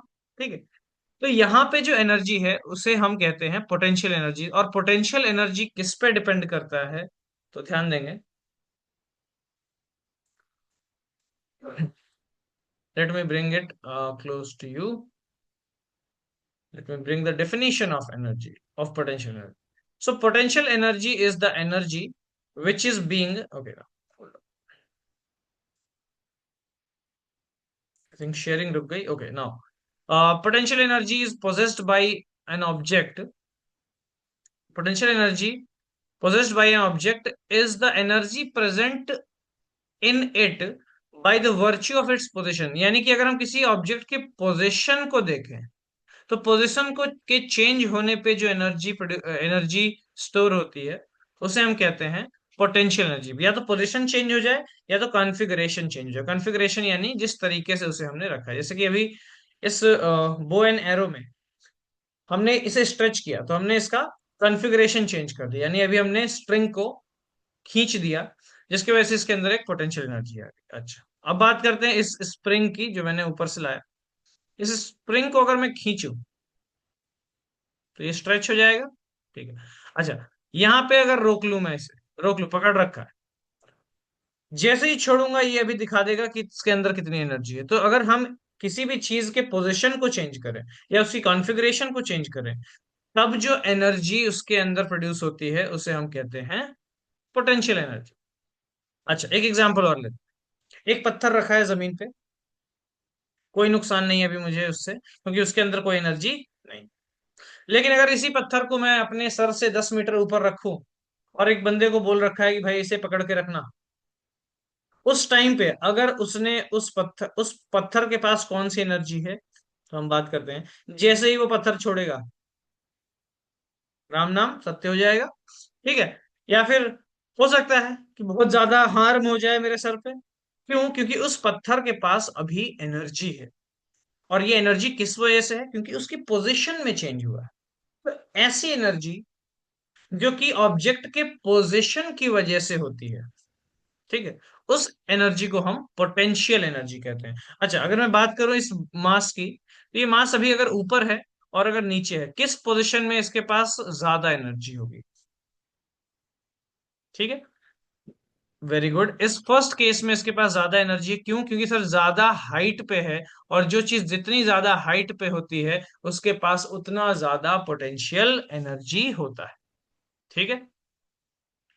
अच्छा, जैसे जैसे ये नीचे आती जाएगी, अगर ये ऑब्जेक्ट, अगर मैं इसे छोड़ दूं ऊपर से और अगर ये नीचे आ रहा है, तो इस पॉइंट पे आने के बाद इसकी पोटेंशियल एनर्जी बढ़ेगी, यानी कि पोजीशन वन से ज्यादा होगी या कम होगी?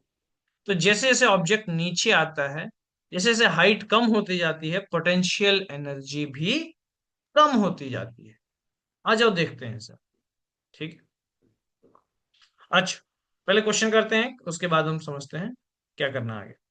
So find the energy possessed by an object of mass 10 kg। एक ऑब्जेक्ट है, मास है उसका 10 kg। लो भैया, 10 kg का मास दे दिया तुम्हारे सामने। इसके अंदर कितनी एनर्जी होगी जब इसका हाइट, जब इसकी हाइट, जब ये 6 मीटर की हाइट पे रखा जाए? तो आप कहोगे सर आपने सर काइनेटिक एनर्जी निकालने के लिए हमें कुछ तो दिया है, बट आपने पोटेंशियल एनर्जी निकालने के लिए हमें कुछ नहीं दिया, कोई फॉर्मूला नहीं। आ जाओ बात करते हैं भाई। ऐसा कैसे हो सकता है कि बच्चों को कुछ ना मिले? तो पोटेंशियल एनर्जी क्या है? ऑब्जेक्ट के पोजीशन की वजह से जो एनर्जी होती है वो है। ठीक है, अब मैं बात करता हूँ, इसी ब्लॉक को ले लेता हूँ। सपोज कि मैंने इसे हाइट एच पे रेज कर दिया।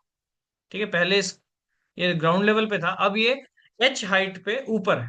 ठीक है, तो अब आप मुझे एक बात बताओ, अगर मैं बात करूं इस पे होने वाले वर्क की, ठीक है, तो पहले तो ये बताओ कि इस मास के ऊपर, मैं मानता हूं इसका मास एम है, ठीक है, इसके ऊपर फोर्स लग रहा है। पहले मैं वर्क डन की बात करता हूँ। तो वर्क डन हम कैसे कैलकुलेट करेंगे? इस ब्लॉक के द्वारा। बोलोगे सर फोर्स इनटू डिस्प्लेसमेंट, एक ही चीज तो पता है हमें वर्क के बारे में। ठीक है, बोलो सर इस ऑब्जेक्ट पे कितना मास, कितना फोर्स लग रहा है? अच्छा, अगर मैं पूछूं कि आपके ऊपर कितना फोर्स लग रहा है, अगर आप अर्थ के सरफेस पे हो या अर्थ के सरफेस से थोड़ा ऊपर हो, बोलो सर जितना हमारा वेट है वही फोर्स हम नीचे लगाते हैं, तो ये ऑब्जेक्ट भी अपने वेट को नीचे लगाएगा और वही उसका फोर्स है। तो इसका फोर्स कितना होगा? बोलो सर वेट के बराबर। वेट कैसे निकले? वेट सर निकलता है mass into acceleration due to gravity करने से। अच्छा, मैंने पूछा कि भाई, अच्छा डिस्प्लेसमेंट कितना, अगर मैं इस ऑब्जेक्ट को छोड़ दूं यहां से, तो जो लगने वाला फोर्स है, वो लगने वाला फोर्स तो होगा सर mg। और कितना डिस्प्लेसमेंट होगा? डिस्प्लेसमेंट भी दी हुई है आपके सामने। तो सर जितनी हाइट पे आप उसे रखोगे उतना ही तो नीचे जाएगा। ऐसा थोड़ी कि जमीन में गड्ढा करके वो और अंदर चला गया। ठीक है, नहीं। तो जिस हाइट पे हम रखते हैं उतनी ही, उतना ही डिस्प्लेस होगा। यानी कि सर ये जो वर्क है, ये ये ब्लॉक, एम मास का जो ब्लॉक है वो करेगा। और इस वर्क डन को हम कैसे कैलकुलेट करेंगे?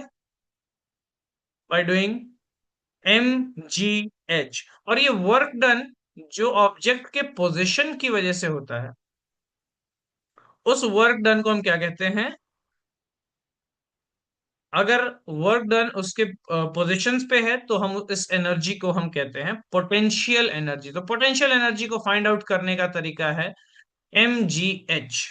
एम जी एच, ठीक है, मसाले की याद आ गई है ना? M g h, m g h. हाँ तो याद रखना, ऐसे ही याद रख लो, m g h, m g h. Okay, आ जाओ जल्दी से इस क्वेश्चन पे आते हैं। ठीक है, ऑब्जेक्ट का मास है भाई 10 kg, यानी कि नीचे वो फोर्स लगाएगा mg। कितना है mg? मास 10 kg। और g की वैल्यू यहाँ क्वेश्चन में दी हुई है 9.8। जल्दी बता दो भाई, फोर्स लगने वाला कितना है? अच्छा, आ जाओ अब। जल्दी से हम बात कर लेते हैं एनर्जी के बारे में। तो एनर्जी कौन सी एनर्जी होगी इसकी, अगर इसका पोजीशन चेंज किया गया है तो जो एनर्जी होगी वो होगी पोटेंशियल एनर्जी। और पोटेंशियल एनर्जी को फाइंड आउट करने का सबसे एकमात्र उपाय m g h. Mass given है 10 kg, जी गिवन है 9.8, और किस हाइट पे इसे होल्ड किया गया है? बोलो सर 6 मीटर की हाइट पे। ठीक है, तो ये 10 और 9.8 हो गए 98, और 98 में आप भाई 6 कर लो मल्टीप्लाई, इतना तो आता है। ओके, कितना हो गया? 588। हाँ भाई, यूनिट बता दो जल्दी से। पोटेंशियल एनर्जी क्या है सर? एक तरीके का वर्क ही तो है, जो वर्क डन होता है किसी बॉडी के पोजीशन को चेंज करने में, और वर्क है अगर, तो यूनिट क्या होगी? जूल होगी। ठीक है। तो एक बात तो बड़ी क्लियर है, अगर मैं इस ऑब्जेक्ट की हाइट को और बढ़ा दूं, ठीक है, अगर इस हाइट को मैं बढ़ा दूं, तो पोटेंशियल एनर्जी क्या होगा? बढ़ जाएगा। बहुत अच्छे बच्चों, बहुत अच्छे। यानी कि हम एक चीज समझ चुके हैं बड़े अच्छे तरीके से कि सर काइनेटिक एनर्जी जो है वो वेलोसिटी पे डिपेंड करती है। ठीक है। और पोटेंशियल एनर्जी अगर किसी ऑब्जेक्ट की बात करें, तो वो उसके हाइट पे डिपेंड करती है, किस हाइट पे हमने उसे रखा है। अगर हम हाइट को बढ़ा देंगे तो पोटेंशियल एनर्जी बढ़ जाएगी काइनेटिक एनर्जी में, अगर वेलोसिटी को बढ़ा देंगे तो पोटेंशियल एनर्जी बढ़ जाएगी। हाँ, बट इन दोनों केसेस में कब? जब मास कांस्टेंट है। ऐसा नहीं कि हम मास भी बढ़ा दे रहे हैं। ठीक है। मास बढ़ा देंगे तो भी काइनेटिक एनर्जी बढ़ जाएगी। ठीक है। और अगर अगर उस समय वेलोसिटी कांस्टेंट है तो। ठीक है। Now let's move ahead. Law of conservation of energy. अब इसको समझने से पहले मैं आपको एक एग्जांपल देता हूं। ठीक है। तो समझ लो भाई कि एक ऑब्जेक्ट है ऊपर रखा हुआ, एम मास का ऑब्जेक्ट, इसे ऊपर से नीचे की तरफ फेंका नहीं गया, बस इसे ड्रॉप कर दिया गया। क्या कर दिया गया? ड्रॉप कर दिया गया। ठीक है। मैंने मान लिया कि ये किसी हाइट पे है, एच हाइट पे है। ठीक है। अच्छा, जब हम किसी चीज को ऊपर से छोड़ते हैं तो उसकी इनिशियल वेलोसिटी क्या होती है? कुछ नहीं, जीरो। और धीरे धीरे जैसे जैसे वो नीचे जाता है, तो ग्रेविटी के पुल की वजह से एक एक्सेलरेशन उस पर एक्ट करता है, जो है नीचे वो जी एक्सेलरेशन से मूव करता है, जिसकी वजह से उसकी वेलोसिटी बढ़ती जाती है। तो इस केस को अगर मैं सामने आपके लूं, तो पहले अगर मैं इसकी बात करूं कि सर इस पे इसका पोटेंशियल एनर्जी कितना होगा, बोलोगे सर एम जी एच होगा। और अगर इसी केस पे, इसी इसी पोजीशन पे, फर्स्ट फर्स्ट पोजीशन पे, ठीक है, अगर मैं बात करूं कि, अगर फर्स्ट पोजीशन पे बात करूं कि सर इसका काइनेटिक एनर्जी क्या होगी, तो बोलोगे अरे भैया, काइनेटिक एनर्जी हम निकालते हैं हाफ एम वी स्क्वायर से, और यहाँ तुमने वेलोसिटी तो दी नहीं है, इनिशियल वेलोसिटी जीरो है, तो काइनेटिक एनर्जी बिल्कुल जीरो होगी।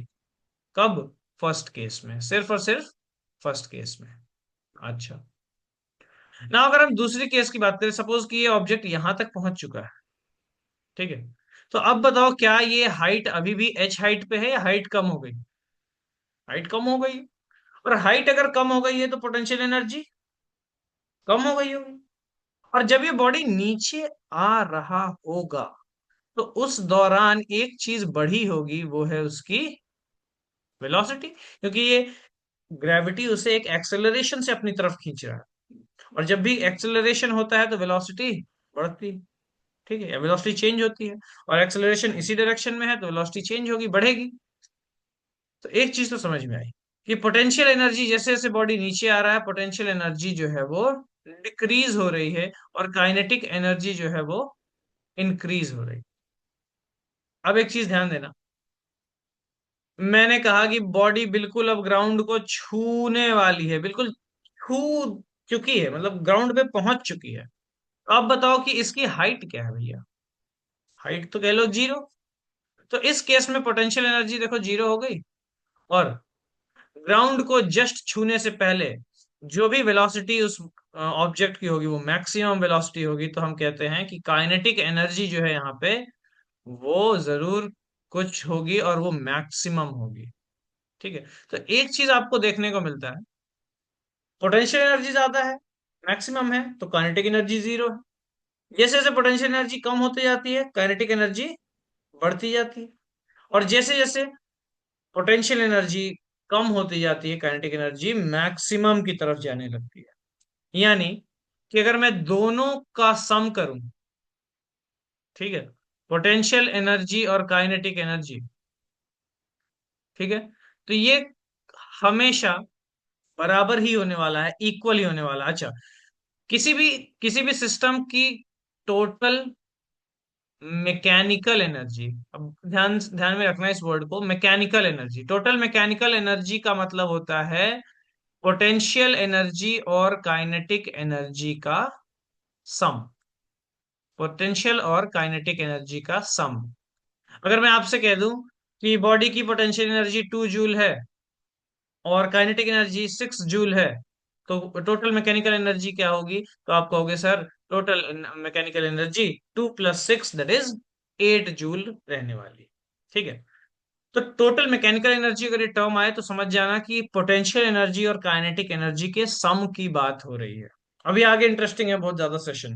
तो जो लोग भी अभी देख रहे हैं इस वीडियो को, एक बार फिर से अपने दोस्तों को शेयर कर दें, क्योंकि ये टॉपिक बड़ा ही कॉम्प्लिकेटेड रहता है, समझ में थोड़ा कम आता है, हम इसे रट के चले जाते हैं।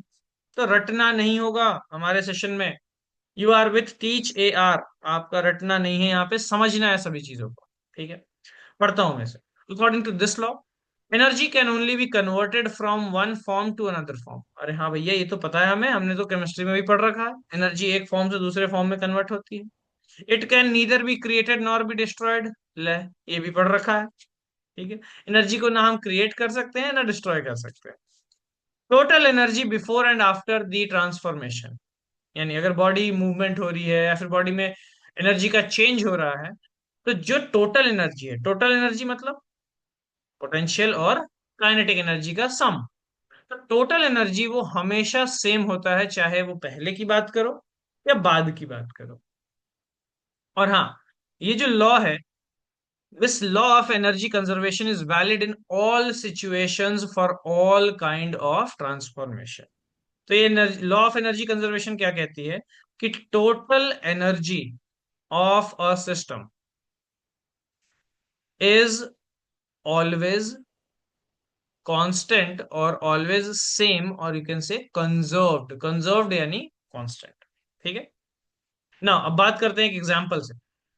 ठीक है, ये एग्जांपल मैंने अभी जस्ट आपको बताया, इसी को एक बार देखते हैं। सपोज कि मैंने इस ऑब्जेक्ट को एच हाइट पे, हाइट कितनी, 4 मीटर की हाइट पे रखा है।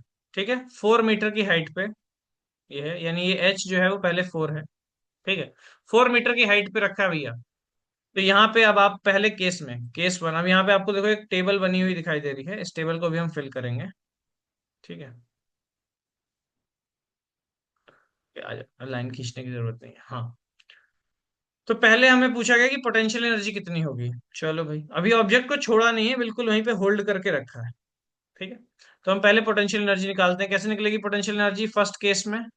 फर्स्ट केस ये है। ठीक है, potential energy is equals to m g h. ठीक है, जी की वैल्यू आप 10 ले लो। ठीक है, जी की वैल्यू मैं अभी दे दे रहा हूँ 10 metre per second square.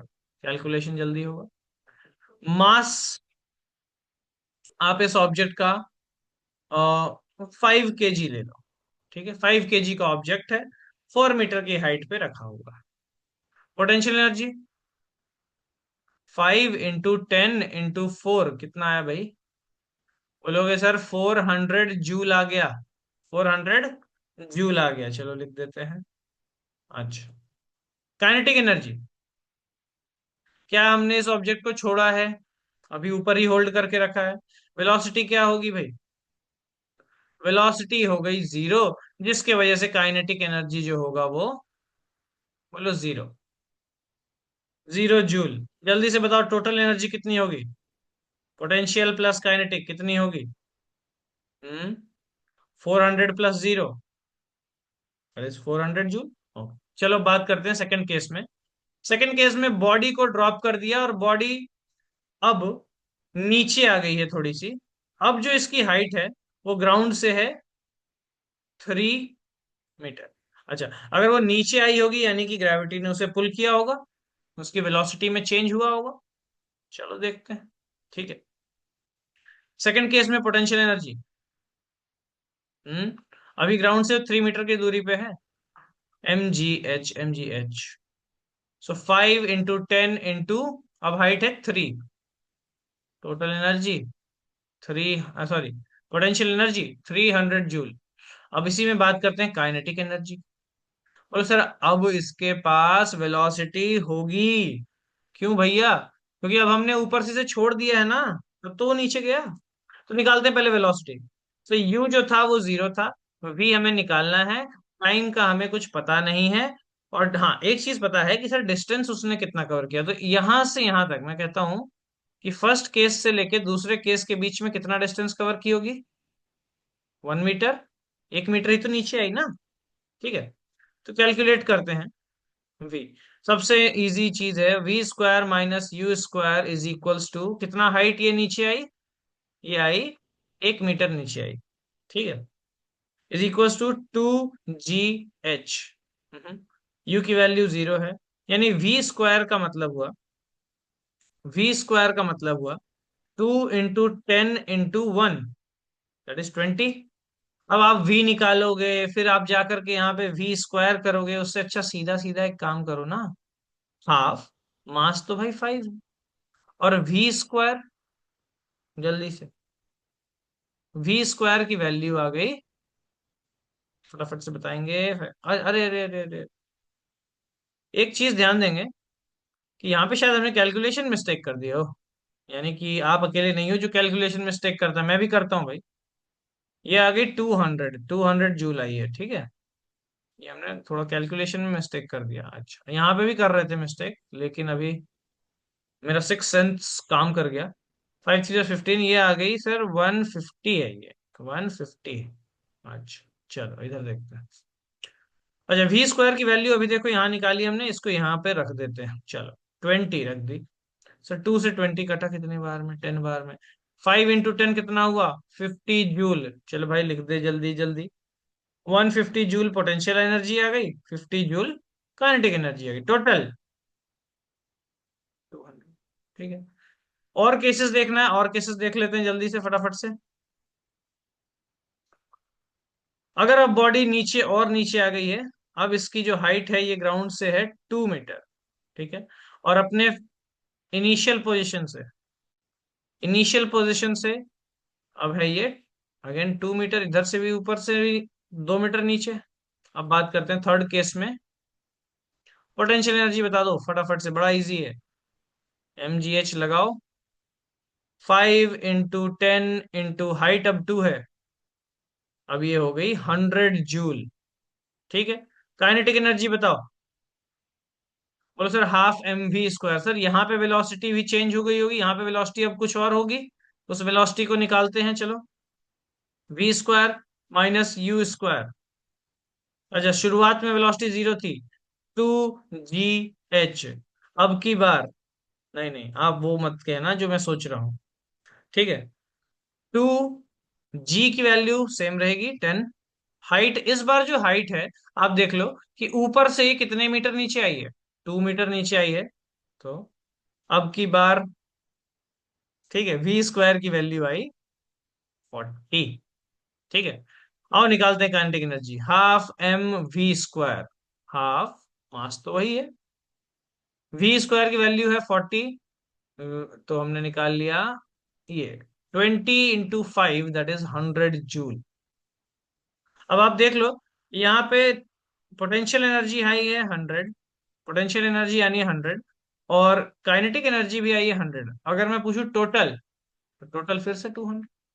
Last case में, अच्छा इसको मैं छोड़ता हूँ, ठीक है, क्योंकि इतना टाइम है नहीं हमारे पास। तो एक चीज हमें देखने को मिल गई है बिल्कुल, कि बॉडी जब भी ट्रांसफॉर्म हो रही है, अगर एनर्जी कन्वर्ट हो रही है, तो देखो आप पोटेंशियल एनर्जी पहले ज्यादा थी, तो धीरे धीरे वो पोटेंशियल एनर्जी कम हो जाएगी, और जब ये ऑब्जेक्ट ग्राउंड के बिल्कुल पास पहुंचने वाला है, तो पोटेंशियल एनर्जी जीरो हो जाएगी, और काइनेटिक एनर्जी मैक्सिमम हो जाएगी, यानी 200 हो जाएगी। और अगर टोटल आप लोगे तो वापस से 200 जूल ही आपका टोटल एनर्जी आएगा। तो एक चीज तो बिल्कुल ध्यान में है आपके, क्या? वो है ये चीज, देख लो, टोटल एनर्जी। टोटल एनर्जी हर केस में कितनी है? 200 200 200 200। यानी कि किसी भी सिस्टम में एनर्जी जो होती है वो हमेशा कंजर्व्ड रहती है, यानी पोटेंशियल एनर्जी और काइनेटिक एनर्जी का जो सम है वो हमेशा इक्वल आने वाला है। आई बात समझ में? अब इस पे कई सारे क्वेश्चंस भी हैं, हम क्वेश्चंस भी करेंगे किसी और सेशन में। ठीक है, अब बात करते हैं पावर की। अरे, पावर से पहले दो दो लाल कलर की गाड़ियां आ गई। एक बात बताओ मुझे जल्दी से, अगर मैं ऑप्शन दूं तो सारे तो पहले वाली ही चुनोगे? पहली वाली कौन सी है? हम्म। इधर कोई फरारी का लोगो मुझे दिखाई दे रहा है इसमें। हाँ। और दूसरी वाली है अपनी लॉर्ड ऑल्टो। ठीक है, लॉर्ड। अगर मैं बात करूं कि भाई मुझे एक सिटी से दूसरे सिटी जाना है, तो कौन सी गाड़ी है जो मुझे जल्दी पहुंचा देगी? अगर मैं जल्दी की बात करूं तो जल्दी ये पहुंचा देगी, ठीक है। लेकिन अगर पहुंचाने की बात करूं तो पहुंचा तो दोनों देंगी, ठीक है। यानी वर्क तो सर दोनों कर रही हैं, पहुंचाने का काम दोनों कर रही हैं, काम दोनों कर रही हैं, फोर्स लगाएंगी, डिस्प्लेसमेंट होगा, पहुंचा देगी, ठीक। लेकिन कौन सी जल्दी पहुंचाएगी? तो आप कहते हो कि सर जो पहली गाड़ी है फरारी टाइप की जो लग रही है, ठीक है, वो जल्दी पहुंचाएगी। क्यों? क्योंकि सर ये वर्क तो करती है, वर्क तो करती है, लेकिन कम समय में। मैंने कहा बिल्कुल सही भाई, बिल्कुल सही, कम समय में। और समय तो बहुत मूल्यवान है, समय सबसे ज्यादा इंपॉर्टेंट है। तो कम समय में जो काम कर दे वही हमारे लिए बेस्ट है। हम अच्छा, एक बात अगर मैं पूछूं बिना इन सब कॉन्सेप्ट को जाने हुए, कि इन दोनों में से पावर किसकी ज्यादा है, ये जवाब तो वो बच्चा भी देगा जिसको एनर्जी पावर वर्क से कोई लेना देना नहीं, ठीक है। कि सर पावर पहले वाले में ज्यादा है। अब ये पावर क्यों ज्यादा है, तो ये हम समझते हैं कि पावर होता क्या है। पावर को हम कहते हैं कि the work done per unit time, यानी जो चीज काम को करने में कम समय लगाती है वो ज्यादा पावरफुल है, यानी उसमें ज्यादा पावर है। और जो चीज, जो ऑब्जेक्ट वर्क को करने, या जो पर्सन वर्क को करने में ज्यादा टाइम लगाता है सेम वर्क को, तो हम कहते हैं वो, उसकी पावर कम है as compare to the first one. तो यहाँ पे पावरफुल कौन ज्यादा है? तो ज्यादा पावर फरारी में है, बट हाँ, इंडिया की पसंद लॉर्ड ऑल्टो। चलो आगे बढ़ते हैं। कैसे डिफाइन करेंगे power?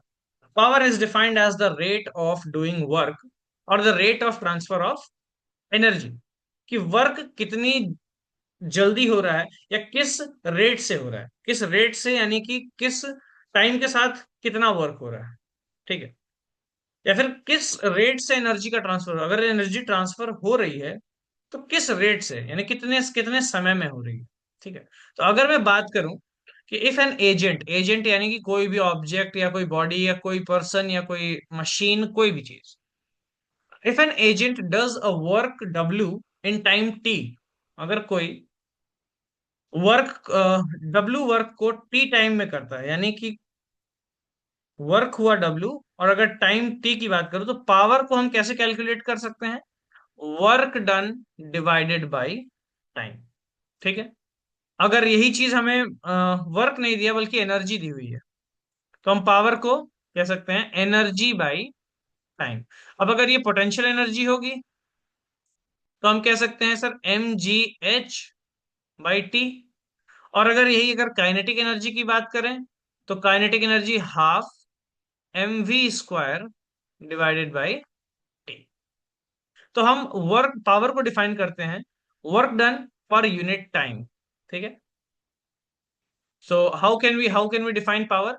Power is defined as the work done per unit time, it's SI unit. अब एसआई यूनिट की बात करते हैं। पहले हमने वर्क की एसआई यूनिट को जाना, ठीक है। वर्क की एसआई यूनिट क्या थी? जूल। और टाइम की एसआई यूनिट सेकेंड। तो मैं कह सकता हूं क्या कि पावर की एसआई यूनिट क्या होगी? ये क्वेश्चन बहुत ही ज्यादा पूछा जाने वाला है कि SI unit of power, okay. तो हम कहते हैं जूल पर सेकंड बोलो, या या इसी का कुछ और नाम भी होगा सर? हाँ बिल्कुल है ना, इसी को कहते हैं वॉट।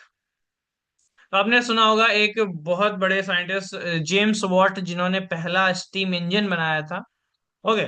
सो उनके नाम पे ही ये यूनिट है। कैसे डिनोट करते हैं? कैपिटल डब्ल्यू से, ठीक है। साइंटिस्ट के नाम पे है, अगेन कैपिटल में डिनोट करें। सो पावर की यूनिट वॉट है, ठीक है। आज जल्दी से पावर के कुछ क्वेश्चंस कर लेते हैं। Two girls each of weight 400 newton. अरे, इनका तो वेट ही दे दिया, वेट निकालने की जरूरत ही नहीं है, चलो बढ़िया। Climb up a rope through a height of 8 metre. अच्छा, एक गर्ल का नाम इसमें दिया हुआ है ए, दूसरी लड़की का नाम बी है। ठीक है, गर्ल ए टेक्स 20 सेकेंड, चलो इसका टाइम लिख लेते हैं। 20 सेकेंड ए ने लिए, और बी ने लिए 15 सेकेंड, 50 सेकेंड, 50 सेकेंड्स। ओके। अच्छा, दोनों का वेट सेम है, लेकिन वेट सेम है, दैट इज 400 न्यूटन।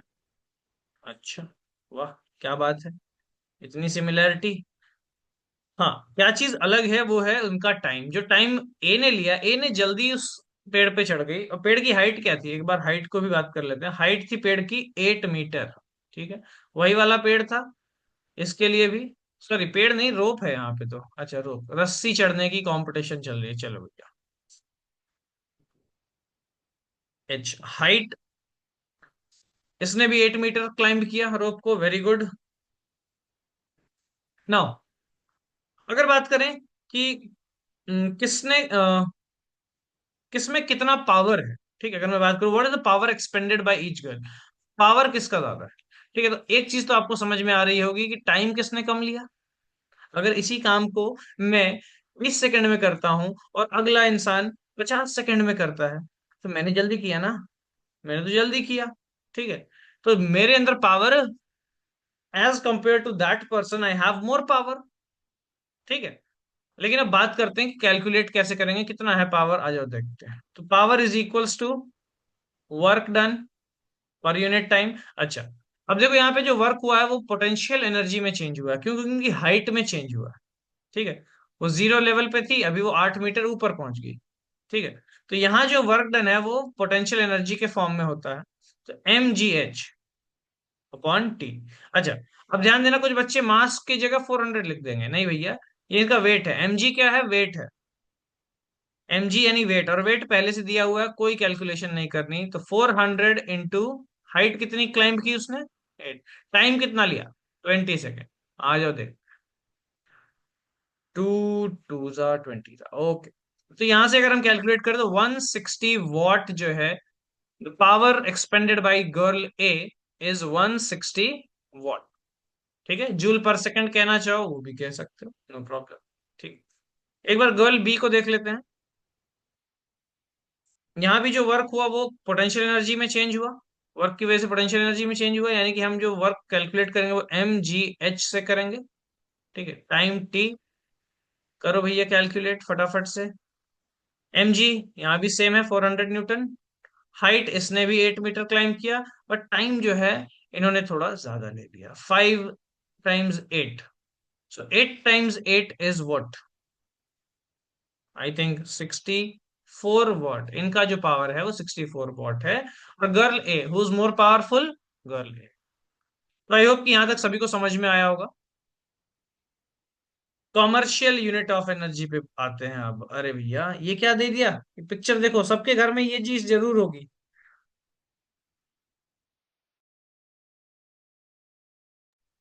अगर किसी के घर में ये चीज मिसिंग है, तो भैया या तो आपके पास अभी बिजली का जो बिल है वो नहीं आता आपके पास, या फिर कुछ तो इलीगल कर रहे हो भाई, कुछ तो इलीगल कर रहे हो। सभी के घर में ये इलेक्ट्रॉनिक मीटर जरूर होता है, जिससे कि हम पता लगाते हैं कि कितनी इलेक्ट्रिसिटी हमने यूज की। इलेक्ट्रिसिटी क्या है भाई, इलेक्ट्रिसिटी भी तो एक एनर्जी है ना, इलेक्ट्रिकल एनर्जी। तो ये मीटर बताता है कि कितनी इलेक्ट्रिकल एनर्जी आपने यूज की। ठीक है, अच्छा, ये जो हमें यूनिट, ये जो हमें बताता है एनर्जी, वो क्या हमें जूल के फॉर्म में बताता है। एनर्जी की तो यूनिट जूल ही होती है। ठीक है, लेकिन इलेक्ट्रिकल एनर्जी की अगर हम बात करें, तो देखो इसके ऊपर कुछ लिखा हुआ है यहाँ पे, दिखाई दे रहा है क्या सभी को। ठीक है, देखना एक बार, kWh, ये क्या है भैया, kWh, kWh, इसको हम कहते हैं किलोवाट, किलोवाट आवर। ठीक है, अब वॉट तो समझ में आता सर, कि वॉट तो पावर की यूनिट थी। अच्छा, और ये किलोवाट क्या है, तो अगर मैं कहता हूं कि 1 किलोवाट की बात करूं, 1 किलोवाट की बात करूं, तो 1 किलोवाट मतलब 1 किलोग्राम क्या होता है, 1 किलोग्राम यानी 1000 ग्राम। तो उसी तरीके से 1 kilowatt is equals to 1000 watt की बात हो रही है। ठीक है, कंफ्यूज होने की कोई बात नहीं, आ जाओ देखते हैं। तो commercial unit of energy, kilowatt hour, इसको हम कहते हैं kilowatt hour is the commercial unit of energy. ठीक है, it represents the amount of energy consumed by the device. अगर कोई एक डिवाइस है और उसका पावर, अब आपने देखा होगा दुकान से जाते होगे 100 वॉट की बल्ब ले आते होगे, पहले पीले कलर की आती थी, आजकल तो कम वॉट की आती है, एलईडी बल्ब। हाँ, 10 वॉट की बल्ब आती है आजकल भी। ठीक है, यानी कि कम पावर ले रही है वो। तो the energy consumed by a device with a power rating of 1 kilowatt operating for 1 hour, okay, is called 1 kilowatt hour। ठीक है, तो हम कैसे एनर्जी निकालते हैं? तो ये 10 वॉट की बल्ब है। ठीक है, 1 घंटे में जो एनर्जी लेगी वो, ठीक है, 1 घंटे में जो एनर्जी लेगी वो उसकी एनर्जी है, इसे हम कहेंगे 10 वॉट आवर। ये बहुत छोटा यूनिट। ठीक है, एक यूनिट जो आपके मीटर में उठता है उसे हम कहते हैं 1 किलोवाट आवर। ठीक है, तो अगर हम इस बल्ब को 100 घंटे तक चला दें तो ये हो जाएगा 1000 वॉट आवर, यानी कि वो हो जाएगा 1 किलोवाट आवर। तब जाकर के आपके मीटर में एक यूनिट रीडिंग बढ़ेगी। ठीक है, अब क्वेश्चन ये आता है कि सर हमें जूल में पता है, लेकिन इस अगर किलोवाट को हमें जूल में कन्वर्ट करना हो गया तो कैसे करेंगे? तो चलो आज एक चीज और सीखते हैं। ठीक है, किलोवाट मतलब सर 1000 वॉट। हाँ, अच्छा, 1000 वॉट। और आवर्स का मतलब आवर है, आवर में कितने मिनट होते हैं? 60 मिनट। अच्छा, लेकिन हम जूल जब बात करते हैं जूल की, तो हम एसआई यूनिट है वो, और एसआई यूनिट आवर, टाइम का एसआई यूनिट क्या होता है? सेकंड। तो एक आवर को सेकंड्स में कन्वर्ट करने के लिए क्या करना पड़ेगा? 60 × 60। आ जाओ देखते हैं भाई। ये होता है 36000000, यानी कि 1 किलोवाट आवर। अगर इसे हम जूल में कन्वर्ट करें तो वो होता है 3। अच्छा चलो इसे और साइंटिफिक नोटेशन में लिखते हैं। तो 3.6 इंटू 10⁻⁶ जूल। तो हम क्या कहते हैं कि सर 1 किलोवाट आवर में एक यूनिट, अगर आपके आपके मीटर में एक यूनिट बढ़ जाए, इसका मतलब कि आपने 3.6 × 10⁻⁶ जूल इतनी एनर्जी, इतनी इलेक्ट्रिकल एनर्जी यूज की है। आई बात समझ में? तो 1 kilowatt hour is equal to 3.6 × 10⁻⁶ joule. ये कन्वर्जन बहुत इंपॉर्टेंट है और ये आता है एग्जाम्स में काफी बार। ठीक है, वैसे एनसीईआरटी से टॉपिक हटा दिया गया, बट फिर भी मैं बता रहा हूँ क्योंकि एक्सरसाइज में एक क्वेश्चन है और एग्जाम में भी आ सकता है। ठीक है, अच्छा, एक इलेक्ट्रिक हीटर है भाई, उसपे उसकी पावर लिखी हुई है कि 1500 वॉट का वो हीटर है, इतने का ही आता है वैसे भी, लगता है रियल लाइफ एग्जाम्पल है ये। ठीक है, how much energy does it use in 10 hour? ठीक है, अब बात करते हैं। तो इसकी पावर दी हुई है, पावर कितनी दी हुई है? 1500 वॉट। ठीक है, अगर मैं एनर्जी की बात करूं, एनर्जी की, तो अभी कॉमर्शियल यूनिट ऑफ एनर्जी हमने पढ़ा था किलोवाट आवर। ठीक है, तो पहले तो हमें इस वॉट को किलोवाट में कन्वर्ट करना पड़ेगा, इसके पावर को किलोवाट में। चलो करते हैं। 1500 वॉट से डिवाइड करो 1000 से। ओके, ये आ गया 1.5 ठीक है, ये इसकी पावर रेटिंग। अच्छा, अब ये एनर्जी कंज्यूम कर रहा है कितने घंटे में? 10 आवर्स में। ठीक है, टाइम जो है, टाइम लिख लो, टाइम है 10 आवर्स। ओके, एनर्जी कैसे निकालेंगे? अब एक चीज बता दो मुझे कि पावर कैसे निकालते थे भाई? एनर्जी बाई टाइम करके। तो एनर्जी कैसे निकालेंगे? इस टी को भेजा ऊपर, पावर इंटू टाइम करके हम एनर्जी को निकालेंगे। ठीक है, अब कुछ बच्चे कंफ्यूज हो जाएंगे किसमें, मैं अभी दिखाता हूं आप। पावर लिख दी कितनी? 1.5 किलोवाट। ओके। और टाइम लिख दिया सर 10 आवर्स। अब एक चीज बताओ, इस 10 आवर्स को अगर मैं कन्वर्ट करूं सेकेंड्स में, यानी कि हम जूल में फाइंड करने जा रहे हैं। नहीं, लेकिन हमें जूल में नहीं फाइंड करना है, जूल में फाइंड करना होगा तो भी कर सकते हैं, कोई दिक्कत नहीं। अभी यहां अगर यूज करें तो 10 मल्टीप्लाइड विथ 1.5, इसको मल्टीप्लाई करो इससे, तो आया 15 किलो वॉट आवर। ये आ गई, इतनी एनर्जी यूज होगी। कौन करेगा? ये इलेक्ट्रिक हीटर यूज करेगा 10 घंटे में इतनी एनर्जी। अगर यही पूछ दे कि जूल में बताओ, तो इन जूल, अगर जूल में हमें कन्वर्ट करना है, तो जितनी भी किलोवाट पर आवर में है, सॉरी किलोवाट आवर में है, उसे मल्टीप्लाई कर दो 3.6 × 10⁻⁶ से, और जो भी आंसर आएगा अब वो जूल में आएगा। तो आई होप कि ये क्वेश्चन समझ में आया होगा। ऐसे और भी क्वेश्चंस और भी टॉपिक्स हम आगे डिस्कस करने वाले हैं। तो भेज दो सारे दोस्तों को जो कह रहे थे कि सर वर्क एंड एनर्जी चाहिए। आ गई वर्क एंड एनर्जी। और thank you so much for being a part of this session and being a part of this amazing journey. ठीक है। बहुत मजा आ रहा है इस जर्नी को लेकर के, और मैं चाहता हूँ कि हमारे बच्चे और भी ज्यादा प्रोग्रेस करें, और भी ज्यादा पढ़ते जाएं और आगे बढ़ते जाए। ये वीडियो लंबी होने वाली है गाइज, क्योंकि ये वर्क एंड एनर्जी मैंने पूरा एक ही वीडियो में दिया है। अगर आप चाहते हो कि मैं इसके शॉर्ट वीडियोस भी बनाऊं, ठीक है, तो वो एग्जाम्स के टाइम पे अवेलेबल होंगे, जब फाइनल एग्जाम्स आएंगे। ठीक है। तो अभी अगर कंसेप्ट क्लियर करना है, कोई भी टॉपिक पढ़ना है अच्छे से, जल्दी से आ जाओ इस टॉपिक चैनल पे। चैनल का नाम है Teach AR. Okay, that is teacher, and I'm your teacher signing off right now. Wishing you all the best and Merry Christmas to all. Bye bye. Take care.